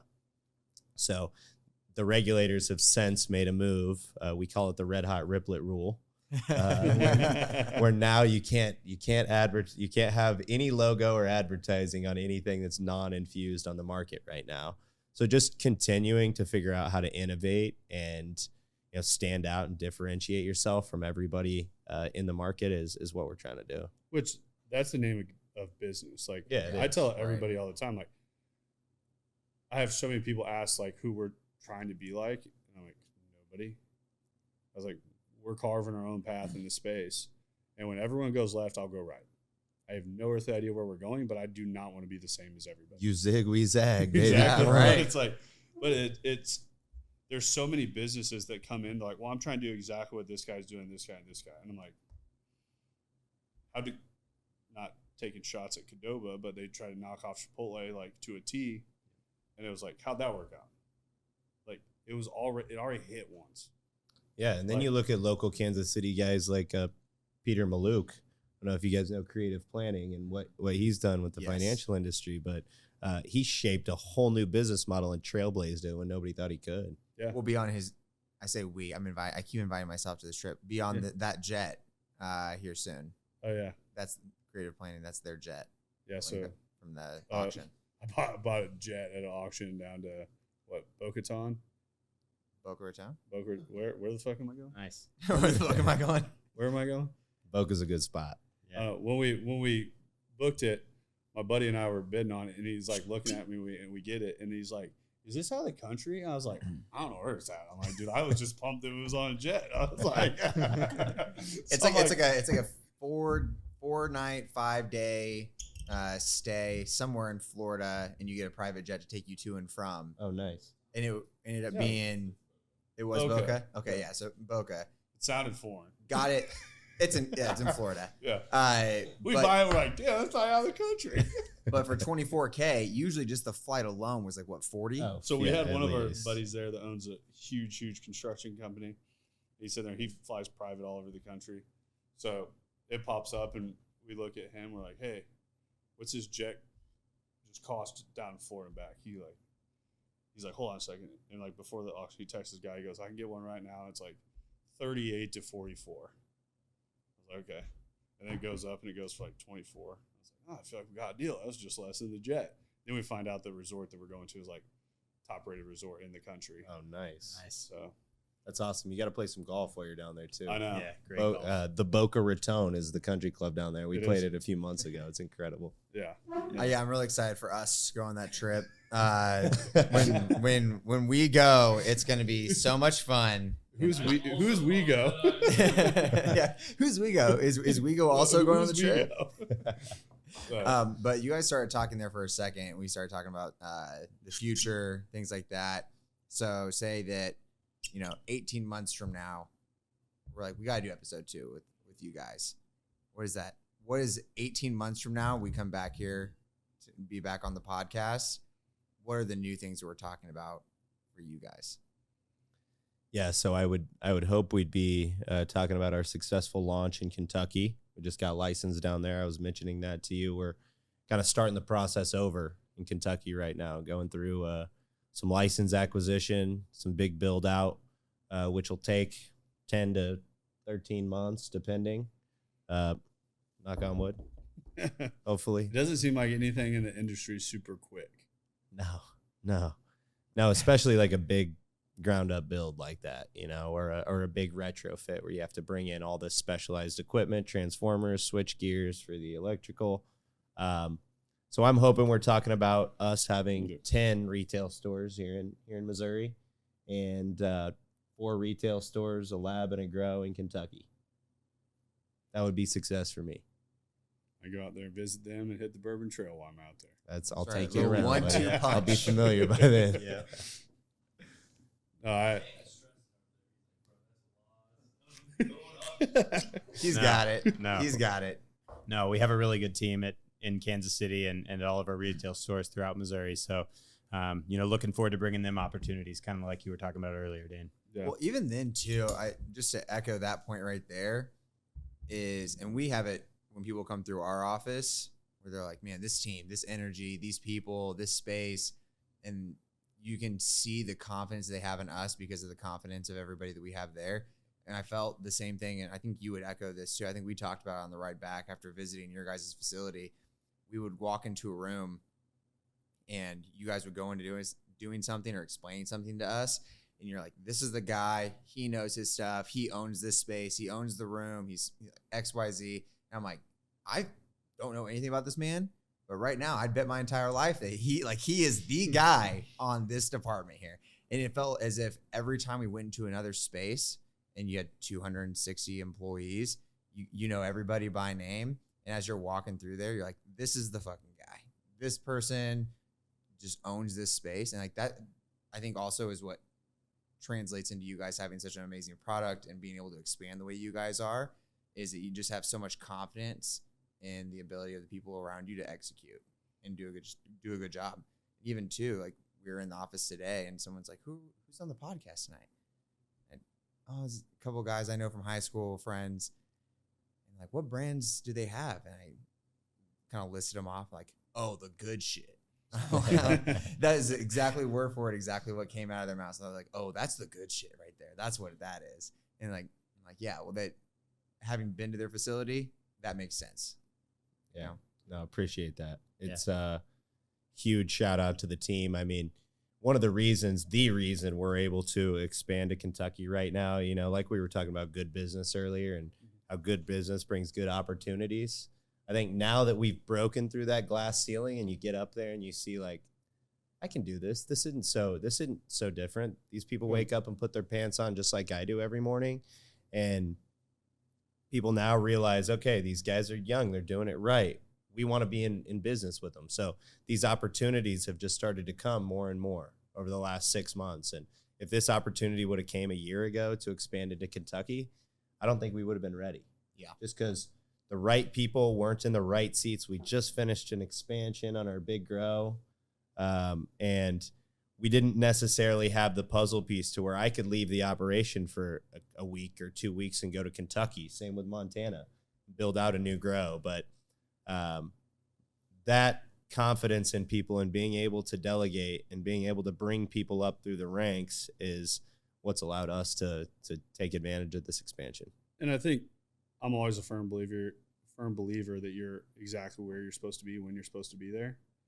And it was funny, years ago, early days at MMG, Ricky and I went out to Salt Lake City, and all the big gurus that you watch online. I mean, we paid big money to have tickets to be at a house with these guys to smoke cigars and be in the same room. And I was like, I'm going to put up all my dollars I got to be in this room to go learn all the tricks of the trade to be the business owner. The maestro businessman. I was like, we're going to learn all the things when we're there. And I remember coming back and I'm like, and Ricky was like, what was like your biggest takeaway? I was like, those guys are no different than us. That's the most important lesson you could have learned. The most important thing I could take, because these guys are getting up, like trying to hype everyone up. I'm like, I don't need fucking hype, bud. I was like, I get hype by myself. I'm like, I don't need you to motivate me. And I'm sitting there, I'm like, what am I going to learn? And then we start talking to some of these guys, and I'm like, I mean, I've talked to a lot of guys that are a lot more knowledgeable than this dude. It was just taking the risk at the right time, being in the right spot at the right time, understanding how to capitalize. And I'm like, I thought there was going to be some golden rule that they were going to teach us there. Yeah, but that's the chess game too. Some of those guys, even though they weren't the smartest or hustled the hardest, like they saw a little bit out front, played some chess, made a big bet, whatever it was, and it hit at the right time. Yeah. It's all about opportunity. It is. And that's where, once again, I think you talk about a year ago not being ready. You were placed right where you were supposed to be. Expansion came right at the right time. You guys are going to make the move. It's going to work. It's the thing is, so once you start seeing those people that make it happen over and over and over and over, those are the people to bet on. Like we were talking earlier about us like moving into private equity sector, also on being able to back companies around on a localized level. But I feel like I can spot those guys pretty quick now. You saying you want to invest? But I don't got the funds to invest with you guys. Well, different money movement. Yeah. But it's like we're just gonna actually take the same $1 million and invest in each other. Yeah. So I'll give you $1 million, you back. Yeah, we'll just give millions back and forth. But no, it's I can see it now, even at like a lower level, that the confidence that comes from hitting those just over and over, those having those obstacles put in front of them and not being scared of them anymore. And I think as they get easier. They do, and that fear gets further and further away. That early business, I mean, that fear, I feel like it's dead center front of forehead, that everything you're doing is like the most fearful thing you've ever done in your life. For sure. Yeah. It drives every decision early. Yeah. And then as you progress, that now all of a sudden it's like, I'm like, I don't know where that fear lives anymore. I'm like, I don't think it's there. Like, I'm not scared. Yep. Like, the night we acquired this facility we're in right now, everybody was supposed to be the team. Our team was supposed to be there at 9:30. I got there about 9:15. Corporate was supposed to fly in from Holistic to let all the employees know that we were taking over and operations were transitioning, and nobody ended up coming. Like nobody ended up coming from corporate. So it's the facility manager, the guy who's managing the facility, and 40-ish employees. And I like walk in thinking corporate's going to be there. I'm going to have a conversation with them. And then we take over, and Kevin, the facility manager, walked out and he was like, Boston, I got the keys for you right here. Everybody's waiting. I just told them we're selling. It's like, wait. So I was 25 or 26 at the time. This kid walks in there and they're like, who the fuck is this guy? Where is his dad? Right, who's the guy who's actually doing this? And so instead of waiting on my team for 15 minutes to give the speech, I gave a quick speech there, sent everybody back to work, and then my team came in. I was like, yeah, perfect. Thanks for showing up, guys. No, yeah, in their defense, I walked in early. But. No, it's funny when those things happen too. And at that point, 40 people, like I now look at when we have an 8:30 Monday morning meeting every week. And I think it's probably the last like couple of weeks. It just hit me of just the volume of people we're talking to now. And I'm like, watching how fast it's growing, that by the end of the year, we'll be talking to 100 people. Right. And it's like, you watch that development. I remember when our meetings were 6 of us sitting in the basement. I was like, hey guys, what's everyone working on today? Like, dude, that was the best too. Dude, it was at the time, like looking back. I know. Yeah. I tell them all now that like we didn't appreciate it as much as we should have at that point, because we're looking so far ahead that we weren't focused on just enjoying that journey for sure to get there. And now looking back, I'm like, we really should have soaked up those days. We wanted out of the basement so bad because that was going to like solidify us as a company. And I'm like, those days were great.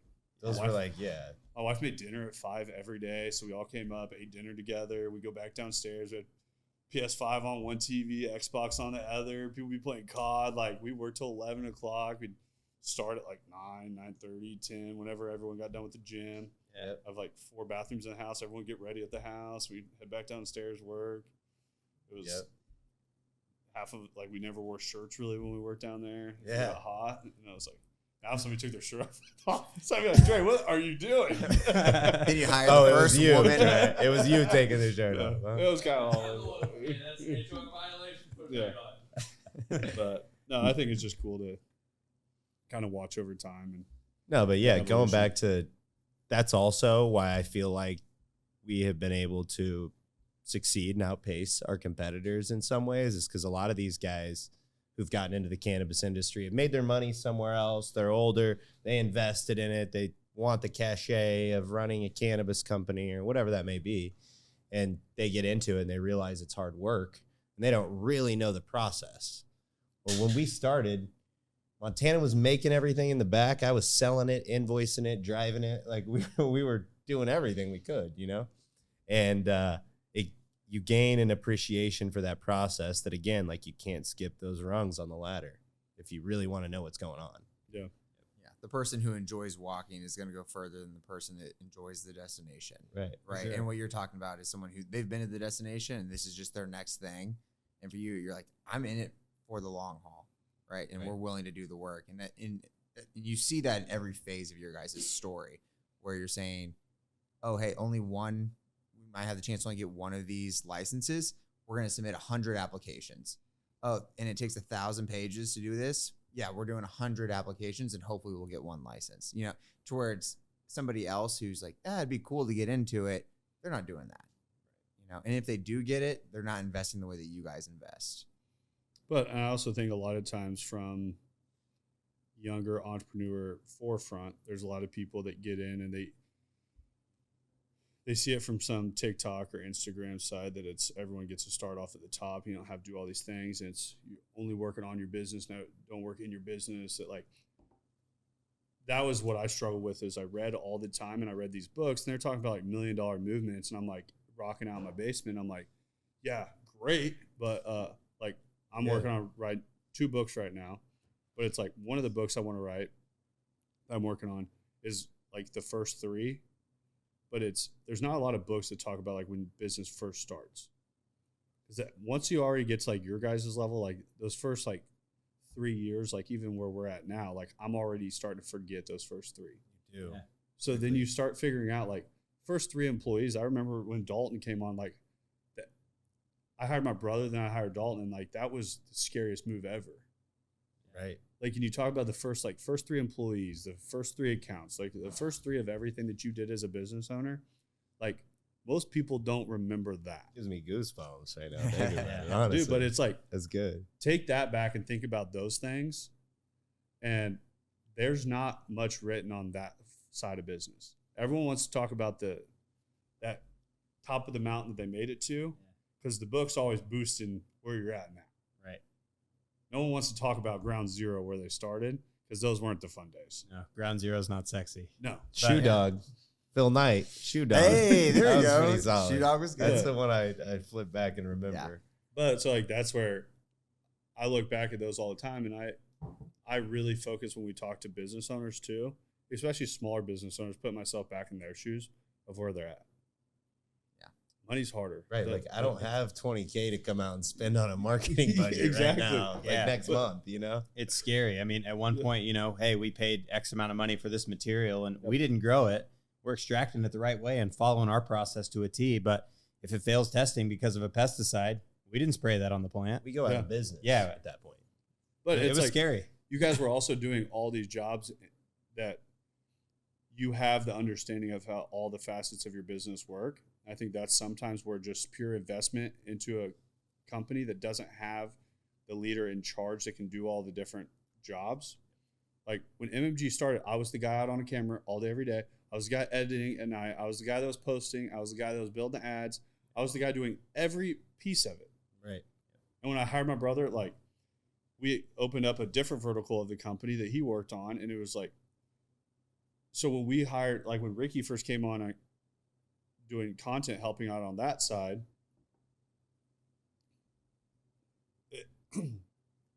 it helped move the company forward a lot because he had a higher knowledge level than I had on the content forefront. Yep. But then Dalton and Logan then exceeded me on the ad forefront, marketing forefront. But I wanted to develop people that were better than me. And I think there's a lot of people that ego holds them back more than anything, that they want to be the best in the room at everything that they do. And it was, when we progress forward, if I go down, all I want to go down for in business is being really good at putting really smart people in a room. Yep. If I can have that one thing, I win. And that's the role of a CEO, right? You have that 30,000-foot view to put those people in those places, let them do their thing, but manage them at the same time and bring out the best in them too. Yeah. And and you have a level when a lot of those people start, you have to coach them up to the level that they need to be at, to where you still have the respect from them, because I can talk to the marketing side about how the marketing is actually happening. I can talk to the content side about how the content's actually happening. And I've had to do it with the content team once in a while. Like, I'll jump on a camera, I'll go out there, and then they're like, I'm uploading stuff, and they're going, hey, who did these photos and the video work out of this place? And they're like coming up line thinking we're all outsourcing something, because I don't even tell them I'm going to do it. Yeah. And then they're like, oh, well, Dane grabbed his camera, he went out and hit that stuff. They're like, oh, for real? Like, he might know a thing or two. But it's like, I could still run with them, and it's like, Yeah. I'm sitting in there in business meetings every day, stuff like that. So then, of course, in their head, they're like, he can't do my job. No, dude, that's such a, I mean, it comes down to two, like as the founder and the CEO, it's like you have a little bit of this, like, I want to show them that I can do that. Like, I'm a fucking grinder too. You know, I want to show them that imposter syndrome or whatever you call it, that when you start a business, you think like, oh, I've got to show them. I've got to show everybody this. I've got to show everybody that. But like, when you step back and again, look at that 30,000 foot view, you realize like, I'm not the dude that's doing the guitar solo who everybody's clapping for. I'm the guy orchestrating the musical in the back, and you just have to be okay with that. Yeah. You know, you have to be okay with that. And but at the same time, I like to step on the court and hit a couple shots. but I think Hold on, you can't switch the analogy. Either we're at a concert. Well, or I'm not a step music on the guy. court. I can shoot some moves. So. Yeah, you go from being on the court what to being orchestra the have you coach. seen with the guy with the guitar? It's the coach's fault when you lose. It's the players who did it when you win. Right. So that's the choice you make. Cool. Right. Is the fact that, hey, I'm no longer the player that gets all the praise. Yeah. Right. So when someone else does something good, if I played a part in it, doesn't matter. It's the player on the court. Right. That's who the person gets the praise. But then if Dane wants to come down and Dane's like, this is fucked up, I'm like, that's on me. That's on me because someone who I oversee dropped the ball and I allowed them to drop the ball. So like in that situation, that then falls on me. But you know what? Oh, this is knocked out of the park. Alex, who was in charge of that? Who handled that? That was the person who was in charge of it, right? So same as Pat Mahomes, right? When they win, everybody else did a great job. When they lose, I need to be a better quarterback. I messed up. I need to be better for my team. Yeah. And that's, I think, trait just to carry that we have our core values we run as a company. We go over them all the time. Like, the only way you're really going to irritate me internally is if you go against those core values, because those core values are things that I live by all day, every day. When we have 97% of things that come our way every day are positive. We have business owners that are calling, they're like, super happy with marketing, business is great, blah, blah, blah. I'm like, I can't take credit for that. Like, Dalton and Logan run a very tight ship on the marketing side. Alex and Lauren are killing on the content. I know Jack's working on your account. I know that Bree really goes above and beyond as account manager. Like, they work really hard on making sure you get a great product and service. Right. Yep. But then it's like when a company calls and they're pissed that we dropped the ball, that was my fault. Like, I get to own the 3%. The 3% becomes mine. And like, that's when you take on business ownership. Like, all of the glory that comes with it isn't yours. No, but you have to like, that's okay too. Right? It is, but it's like the not so great things are the things that you get to have. And that's like, okay too. But it's like you've got to. But it's like that's the position you picked. Yeah, right. Like, you picked to take this on, and I don't need the credit. I don't. It's like that's not what I'm in this for. Like, there's no way, shape, or form at the end of the day that I'm like, I need somebody to tell me I did a good job. Right. But I didn't tell me a good job my whole life. I'm like, it's not new to me. Like, I don't need that credit. But it's when other people do a good job, I know that other people do need that. Yep. To where I give that down line. That's something they can own. Right. But then when there are problems, something isn't built correctly. We were talking about it at the lunch table, like, or dinner table, when it's lunch table. Lunch table. Yeah, we're at the lunch table. So anyways, my Lunchables, my mom packed my lunch. Yeah. Dre didn't get to sit at our table. but That's fucked. But lost my train of thought at lunch. No, When we were sitting in there at the dinner table, Yeah, lunch table. talking about when things go down line, operation. Oh yeah, not injecting yourself in the problem. I was like, where was I going with that? But not being you trying to become the solution to your problem. Right. That those are going to happen, but it's a process issue. But it's so difficult when those first happen and you're dealing with those at first to like let them go. Cause I know how to do it. I could get in there and get it done in 30 minutes. It's like, but nobody would ever learn. The team wouldn't grow if you did that every time. And that's a short-term fix over a long-term fix. Right. Which that's every time something happens, I immediately look at lack of execution to lack of knowledge. Yep. Like if somebody failed, did they fail because they didn't have the knowledge or they weren't executing on the knowledge that they have? So that's where I make that just thought immediately every time I talk with it on leadership all the time that they'll be frustrated with somebody. I'm like, is it lack of execution or knowledge? And it's funny how fast you can see people kind of back up. They're like, okay, maybe they don't have the knowledge on this. I was like, you can't get frustrated at somebody that doesn't know. Like we look at all of our different journeys that we've all taken, the different things that I've always had to back up. Like our dad was in business. We could do home loans at like 12 years old. Like just the knowledge that we got from our dad outside of school is something we could read credit by the time we were 14. Like I could zip through a credit report like that. When we got into the car space at 16, 17, like when people buy cars, they're like stressed about it. I'm like, that's like the easiest thing ever. But on a Saturday when we sold 14 to 16 cars every Saturday, I could do car deals in my sleep. I was like, Yeah. it was just second nature, but that was a knowledge that we acquired. Somebody else that has bought one car in their life, how do you expect that person to have the same level of knowledge? It's not fair.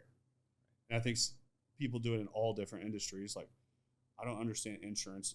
Insurance, I really hate talking with insurance people most of the time because they talk so far over your head. They're like, this. I'm like, I've had one insurance person my whole life. I started with her at 16. I've never looked at something else. Yeah. Tell me how much to pay and what the policy covers. They're like going all in depth on this stuff. And I'm like scratching my head. I'm like, I feel like an idiot. Yeah. And yeah, but it's the same thing. I saw on the other side of the table for marketing agencies for a long time. I felt really stupid. Yeah. That for them to feel smart, it was to talk over someone's head. Right. Sure. And I feel like that's a sign of weakness that somebody wants just to try to make themselves sound good.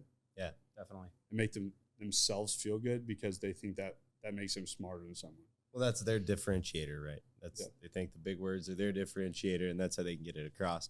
I think like taking that a step further, we always talk about in our company, there's ideation and there's execution. I would rather have a bad idea that's executed well than the best idea that's executed poorly. Like we've seen it over and over, and you know, not just in this industry, but this is where I have my most experience, so I use those examples most. But in the trucking company, the logistics app too, it's like you can have the best idea in the world, and if you don't put all hands on deck to figure out a process and how it gets executed and have the people who have the knowledge to do that, ultimately, it never goes anywhere, never gets off the ground. And that's the business world. There's a lot of idea people. I mean, ideas are the easiest. I mean, we could sit here Exactly. and have drinks and come up with every great idea on the planet. Somebody down the street could say, hey, you know what? I'm going to start a plumbing company that has a X, Y, and Z service, and it's going to be a membership. And it could be an idea that was thought up in 5 minutes, and they're to market tomorrow, and they're buying trucks tomorrow morning, and that we could be sitting around messing around for 6 months. They could have a 7-figure company already rolling. 100%. That it's my thing is I tell people one of my biggest pet peeves is people that just talk about things. Like you can ask everybody that sits around me, I'm so fast to action on everything. It's a great trait and a terrible trait all together. That my patience level, very low. Like Alex, when he's worked on the software forefront of things, he's like, yeah, this is going to take 3 weeks to get done. He's like, can we have it done by 3 p.m.? I'm like, how about brother? That's 3 weeks. I'm like, how about no? I was like, see what more we have to pay to have this done ASAP. He's like, that's not how this works. I'm like, did you ask him that? He's like, well, no. I was like, call over and ask him how fast we can have this done. I'm like, I don't want to wait 3 weeks. But it's just that idea to execution is like, I'm going to fall 9 times and I'll find one thing that wins before someone else takes their first step. Right. Yeah. It's like, that was the thing I learned when I was out in Utah. Yep. Those guys step, they take action, they move forward over and over and over and over. And it's not every idea hits, but the execution is all that matters. Yep. You got to have extreme accountability for the execution because it doesn't really matter what you put in. It matters what the result is, but you got to love what you put in and revisit it for the next time so that you make it succeed. Yeah.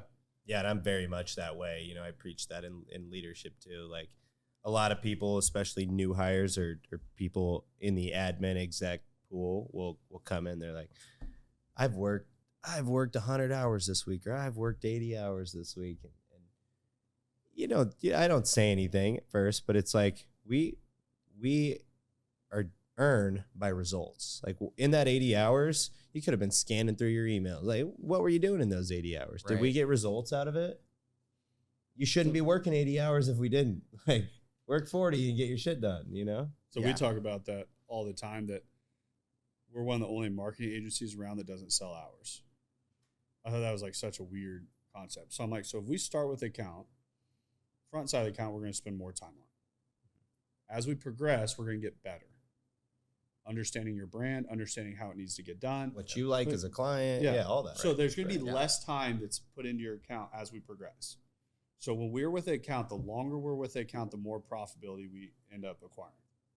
So our side is we want to hold accounts as long as possible. So why should we be penalized for becoming better at our job? That doesn't make sense to me. As you become better at your job, you should be incentivized to make more money.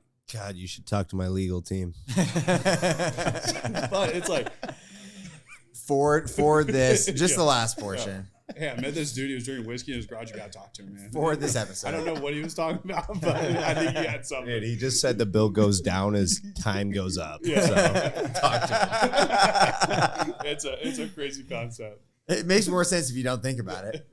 But it was crazy as we move forward. As we become more profitable on these accounts, we then allocate that money into account managers, into our creative team, and then we distribute that downline into all of them. So our staff wins more for these clients, which then they get more bought in for these clients. So now they have residual money with these accounts, just like the company does. And my thing was, when we win on that, why not give it to the employees that are winning and they're becoming better at their job? And they want to keep the account. It incentivizes them in the right way. Exactly. Yeah, that's a great model. Instead of saying like, okay, it used to take us 10 hours to get this done, and now it takes us 6, and you guys pay us for 6 hours instead of 10. Like, I saw that with marketing companies. I'm like, this is the dumbest shit I've ever seen. I'm like, why is this a thing? And I've had clients come in, they're like, well, what's the hour? What are the hours that we're getting? I go, that's irrelevant. You're paying for a result. If you're paying X, you want to yield over X. You want to go get market share, we can go get you market share. What is it that you're trying to yield out of your marketing? You need employees. We have one account that only focus. We have a lot of accounts that only focus on acquisition of employment side, or we work on acquisition of work and acquisition of employment. We have one client that hired 30 new people in December, all off Facebook. Damn.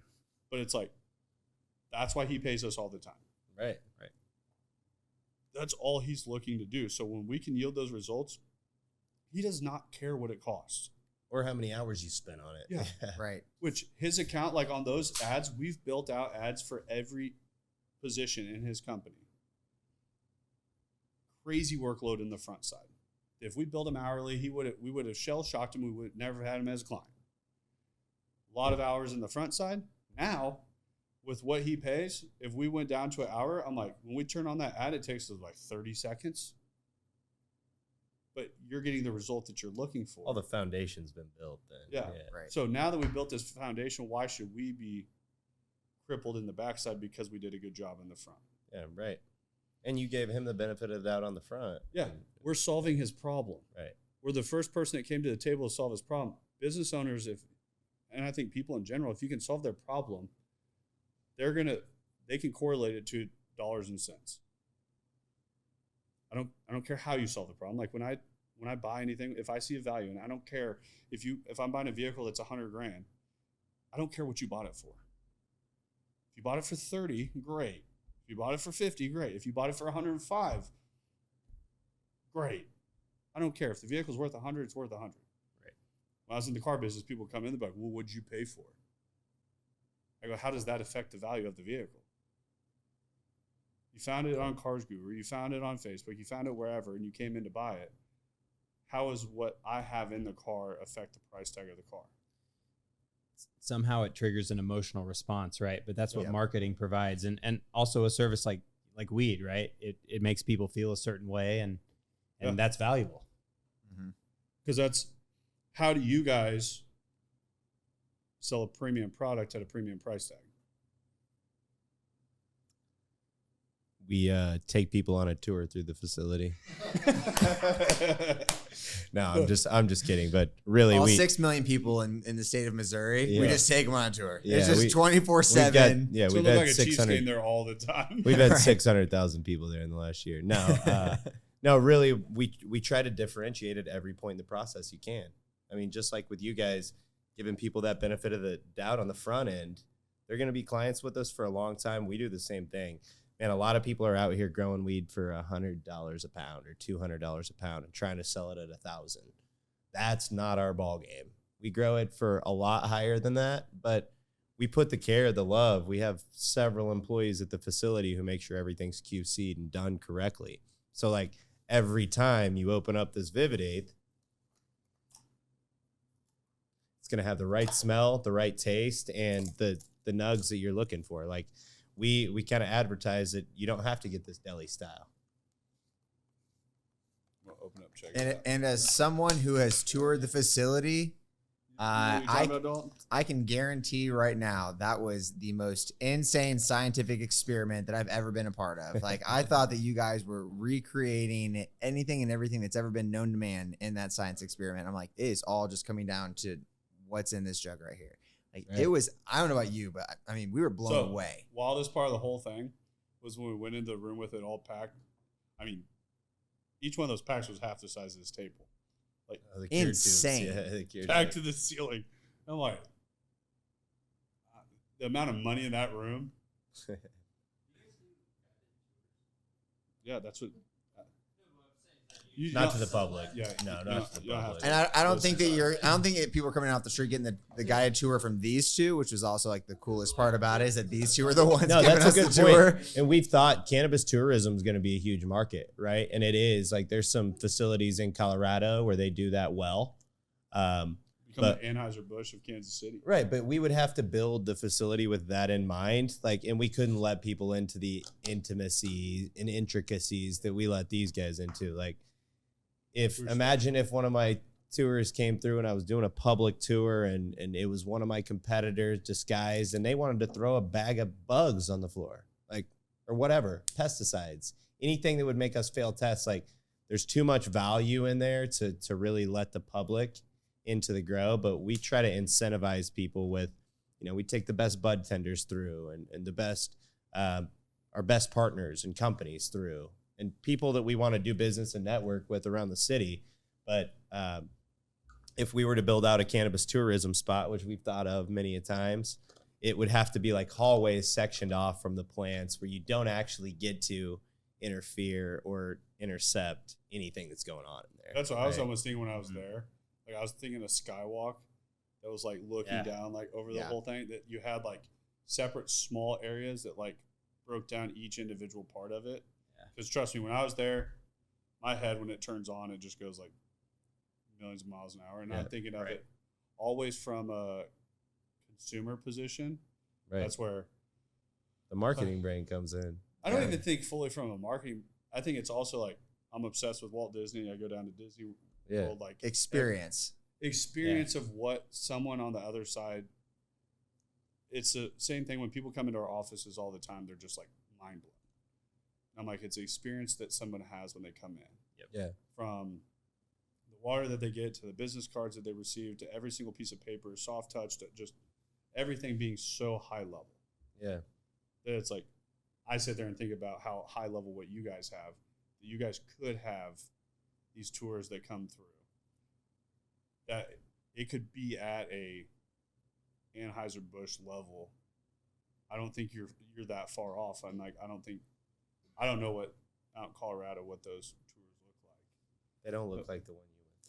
Yeah, I was gonna say we got to engage a lot more than I think that they want the public to be engaging with. So, anyways, like what Dre is saying from the couch right now is, Wait, can we? We're gonna have to duct tape him on the couch if he's gonna sit over there. He's gonna get kicked out of the garage. Dude sits over. Look at his collecting his little Mick Ultra tabs over there. Dude, what is wrong with him? Dude, he was sitting on the golf cart just lipping off like a whole podcast, just saying shit from left field. Now he's over there just slamming Mick Ultras. Dre, I appreciate the perspective over there. Hey, if there was a weed tour I could go to here in Missouri, I would go. Well, you got your first customer there. there you go. I think the value of the production is maybe a little higher value than what the value tour of is what's in worth. the room, right? Like what? I could charge $30 for a tour, and if one wrong person came in there, they cause. Which I don't How think they much should damage? get anywhere. Like, I think they should be able to see. Yeah. But I think it would also have to be something where, like, even how many times we had to It's spray like walled down. off in Yeah. glass. I mean, yeah, every time we walk into a room, we're cleaning ourselves off. We walk into that room. Yeah. Great. Oh, we want to walk in the next room? Same process. All I the think way it would over almost again. have to be like a modified, like, mock system that was set up. That's like, you're getting to see, like, pieces of it, but then you could go over, like, the skywalk and see, like, the bigger format of it. yeah, that's a good point. I don't know. I think it'd be legit. That's a good point. But I wouldn't. I wouldn't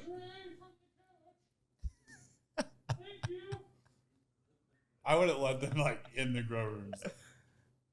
Well, once again, we hit another podcast that could go on for hours. Oh, let me ask you guys one question. All right. Okay. All right. If I could come back here in 18 months for episode 2, how do you at Moss Marketing Group determine your success? What do you guys? Where do you want to be? What do you want to do the next 18 months? Well, it's funny that you say 18 months. That's a very on point number. Yeah. So our goal right now is 18 months, so we're breaking ground on building the MMG Fantasy Factory. So growing up as a kid, I watched Fantasy Factory all the time. Yeah. And if anybody's been to HQ1 down in the Crossroads, like we have big, huge glass garage doors. Like I have a new S-Class Benz in the lobby, a truck I pull in the office every day. It was like, I've always like pictured that like if I could build that to work at every day, like, and I think I could even amplify it over what he did. And I've mathematically figured out how to get there. And I know the guy with the commercial land to build on. I already know where we're going to build it. And we're fully on track to go where we're going. So if 18 months, we're breaking ground on building the Fantasy Factory. That I want it to be, starting size will probably be 40,000 square feet at least. Nice. But like I want full gym in there. I'm going to put a jet on the side of my office. I'll have a cigar lounge off my office. I'm going to buy an old Learjet, strip it, paint it. It'll be like elevated off the side of the building. Nice. I'll have like a door that you open up, all set with seating in there. But like the vision to me is just so clear. Yeah. Like, so 18 months my deal's not an if, but it's a win. Yep. 18 is a very conservative time frame too. That I'm tracking that off current staffing, which is one thing that as we've progressed, I've really discounted manpower. That what we've closed out more business today or this week than what MMG did in its whole first year. No shit. Oh yeah. Cheers to that, Yeah. man. Cheers Yeah, to that. Pour a little one to that. Yeah. There you go. Yeah. Right. Give us We the rest still of have the 2 week. more Give us days the of rest of the onboarding week. too. We've Sick. onboarded more in 3 days than we did in in the first 12 months of MMG. We onboarded more in the last month than we did last year. Wow. Damn.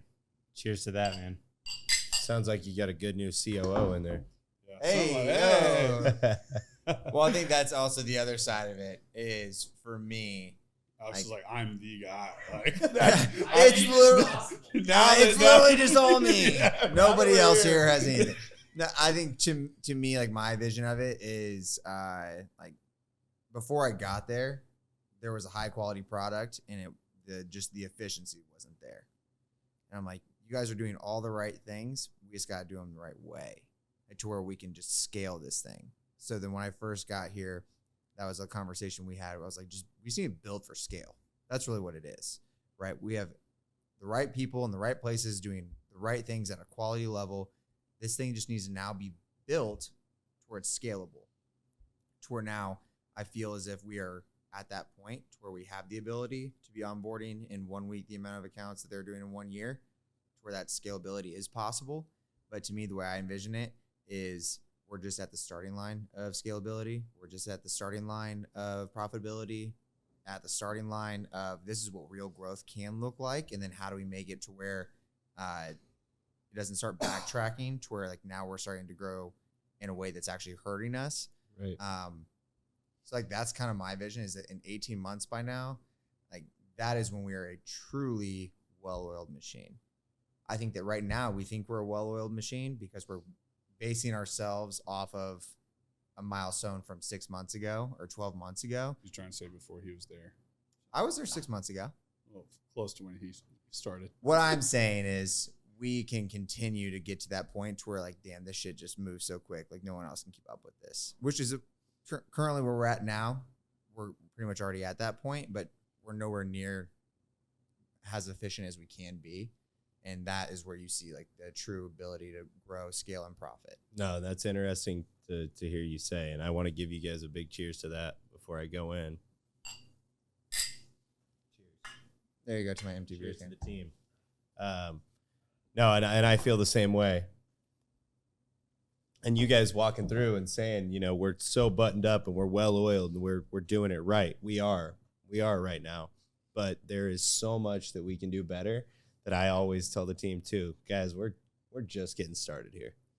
So We're just getting started. Yep. I tell the whole team, I think in the early days, it was hard for them to understand, but I tell them that we will never find that finish line that we're going for. Like anybody in business ever says that they found the finish line, like they're not winning business. They didn't have the right goal. Yeah, Yeah, Matthew right. McConaughey, me in 5 years. Me and 10, Yeah. Me and 10. But it's like I talk about on an individual level, like once again, who you look up to is the version of yourself that you build. But it's also as a business, we will never find a finish line. Like in my lifetime, we will never find the finish line of where we're done. But it's client experience can always be better. Like Walt Disney never finished what he did in his lifetime. Epcot was a very scaled down version of what his vision was because Roy wanted to execute what Walt wanted. Right. That was supposed to be a whole city of its own. With a tram system that ran from city to city. Like they bought 25,000 acres in Florida. Like you watch what truly took place there. And you watched his attention to detail. And it's like watching the attention to detail. Like when I talk to Alex about processes, I'm like, we can work on processes internally, but if the process ever doesn't correlate to helping the client, then it's not the right process. The tail doesn't wag the dog. Dude, I'm telling you. I swear, just built on one-liners. No, here. no, no. I stole that one from Boston. Hey, credit where credit's due. Hey, No, let him no. have it, hey. No, But- you stole it from him after he stole it from you. Yeah. That's But- what I choose to believe. No, Yeah. But it's just like those fine details, I mean, add up. definitely. And it's doing that over and over and over and over. That's when great products are built. That's when great service is built. That nobody opens up the door the first day of a restaurant compete for a Michelin star. No, and And- that's going back to what we were talking about at dinner, though.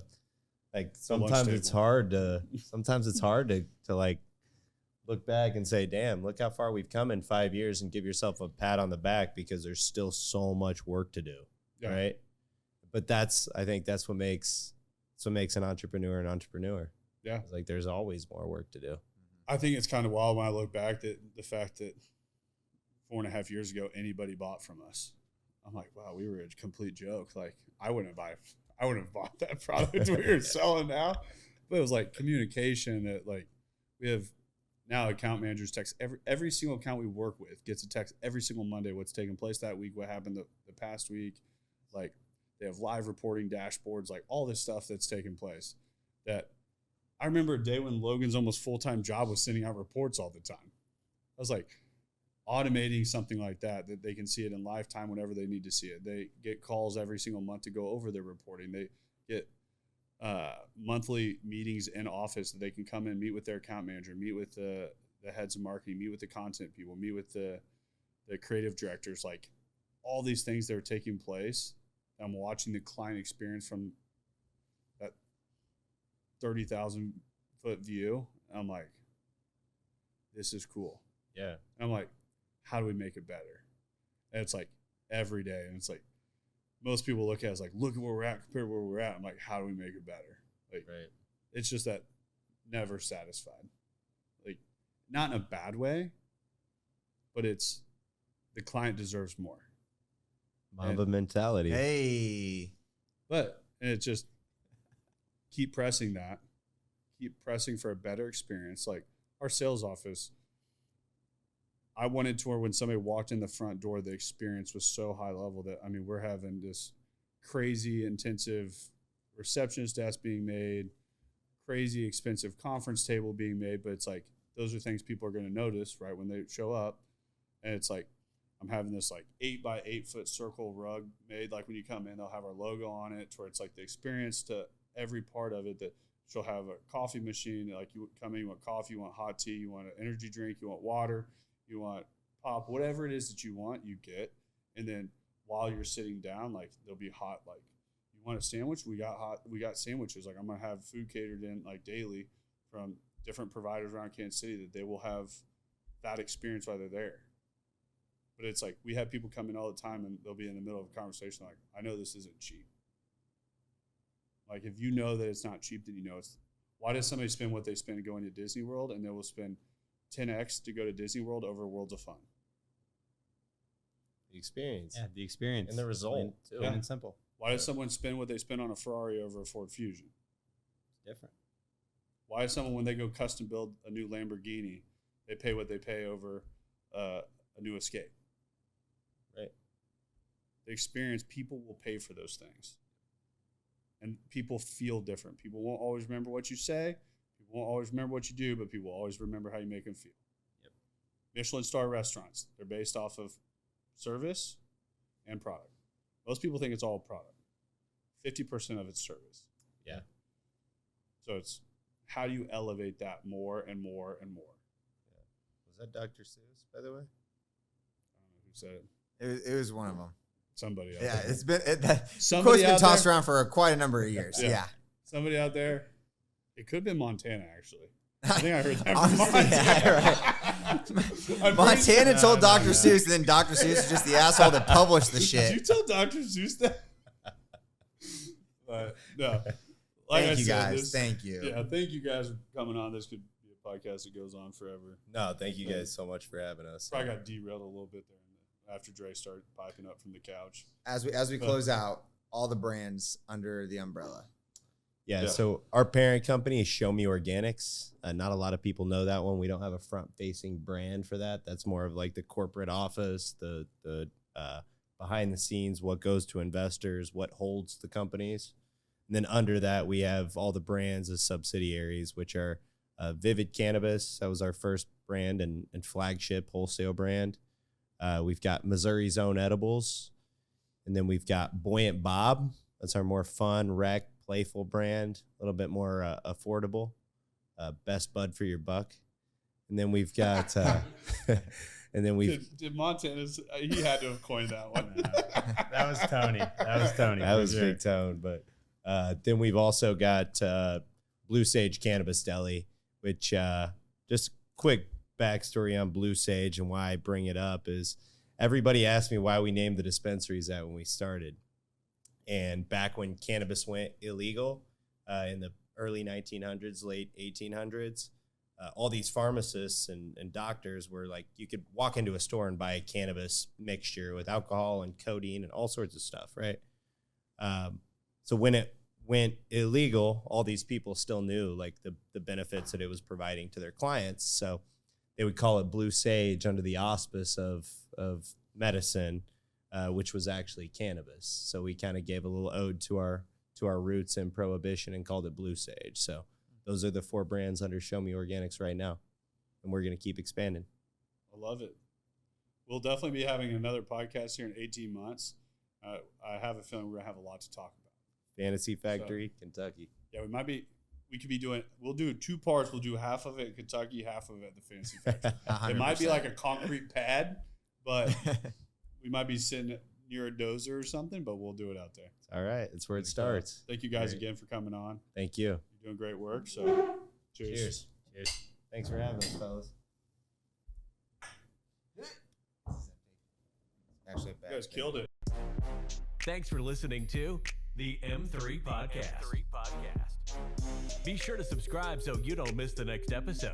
Want to learn more? Check us out on Instagram at Moss Marketing Group, on Facebook at Moss Marketing 58, or on our website at mossmarketinggroup.com.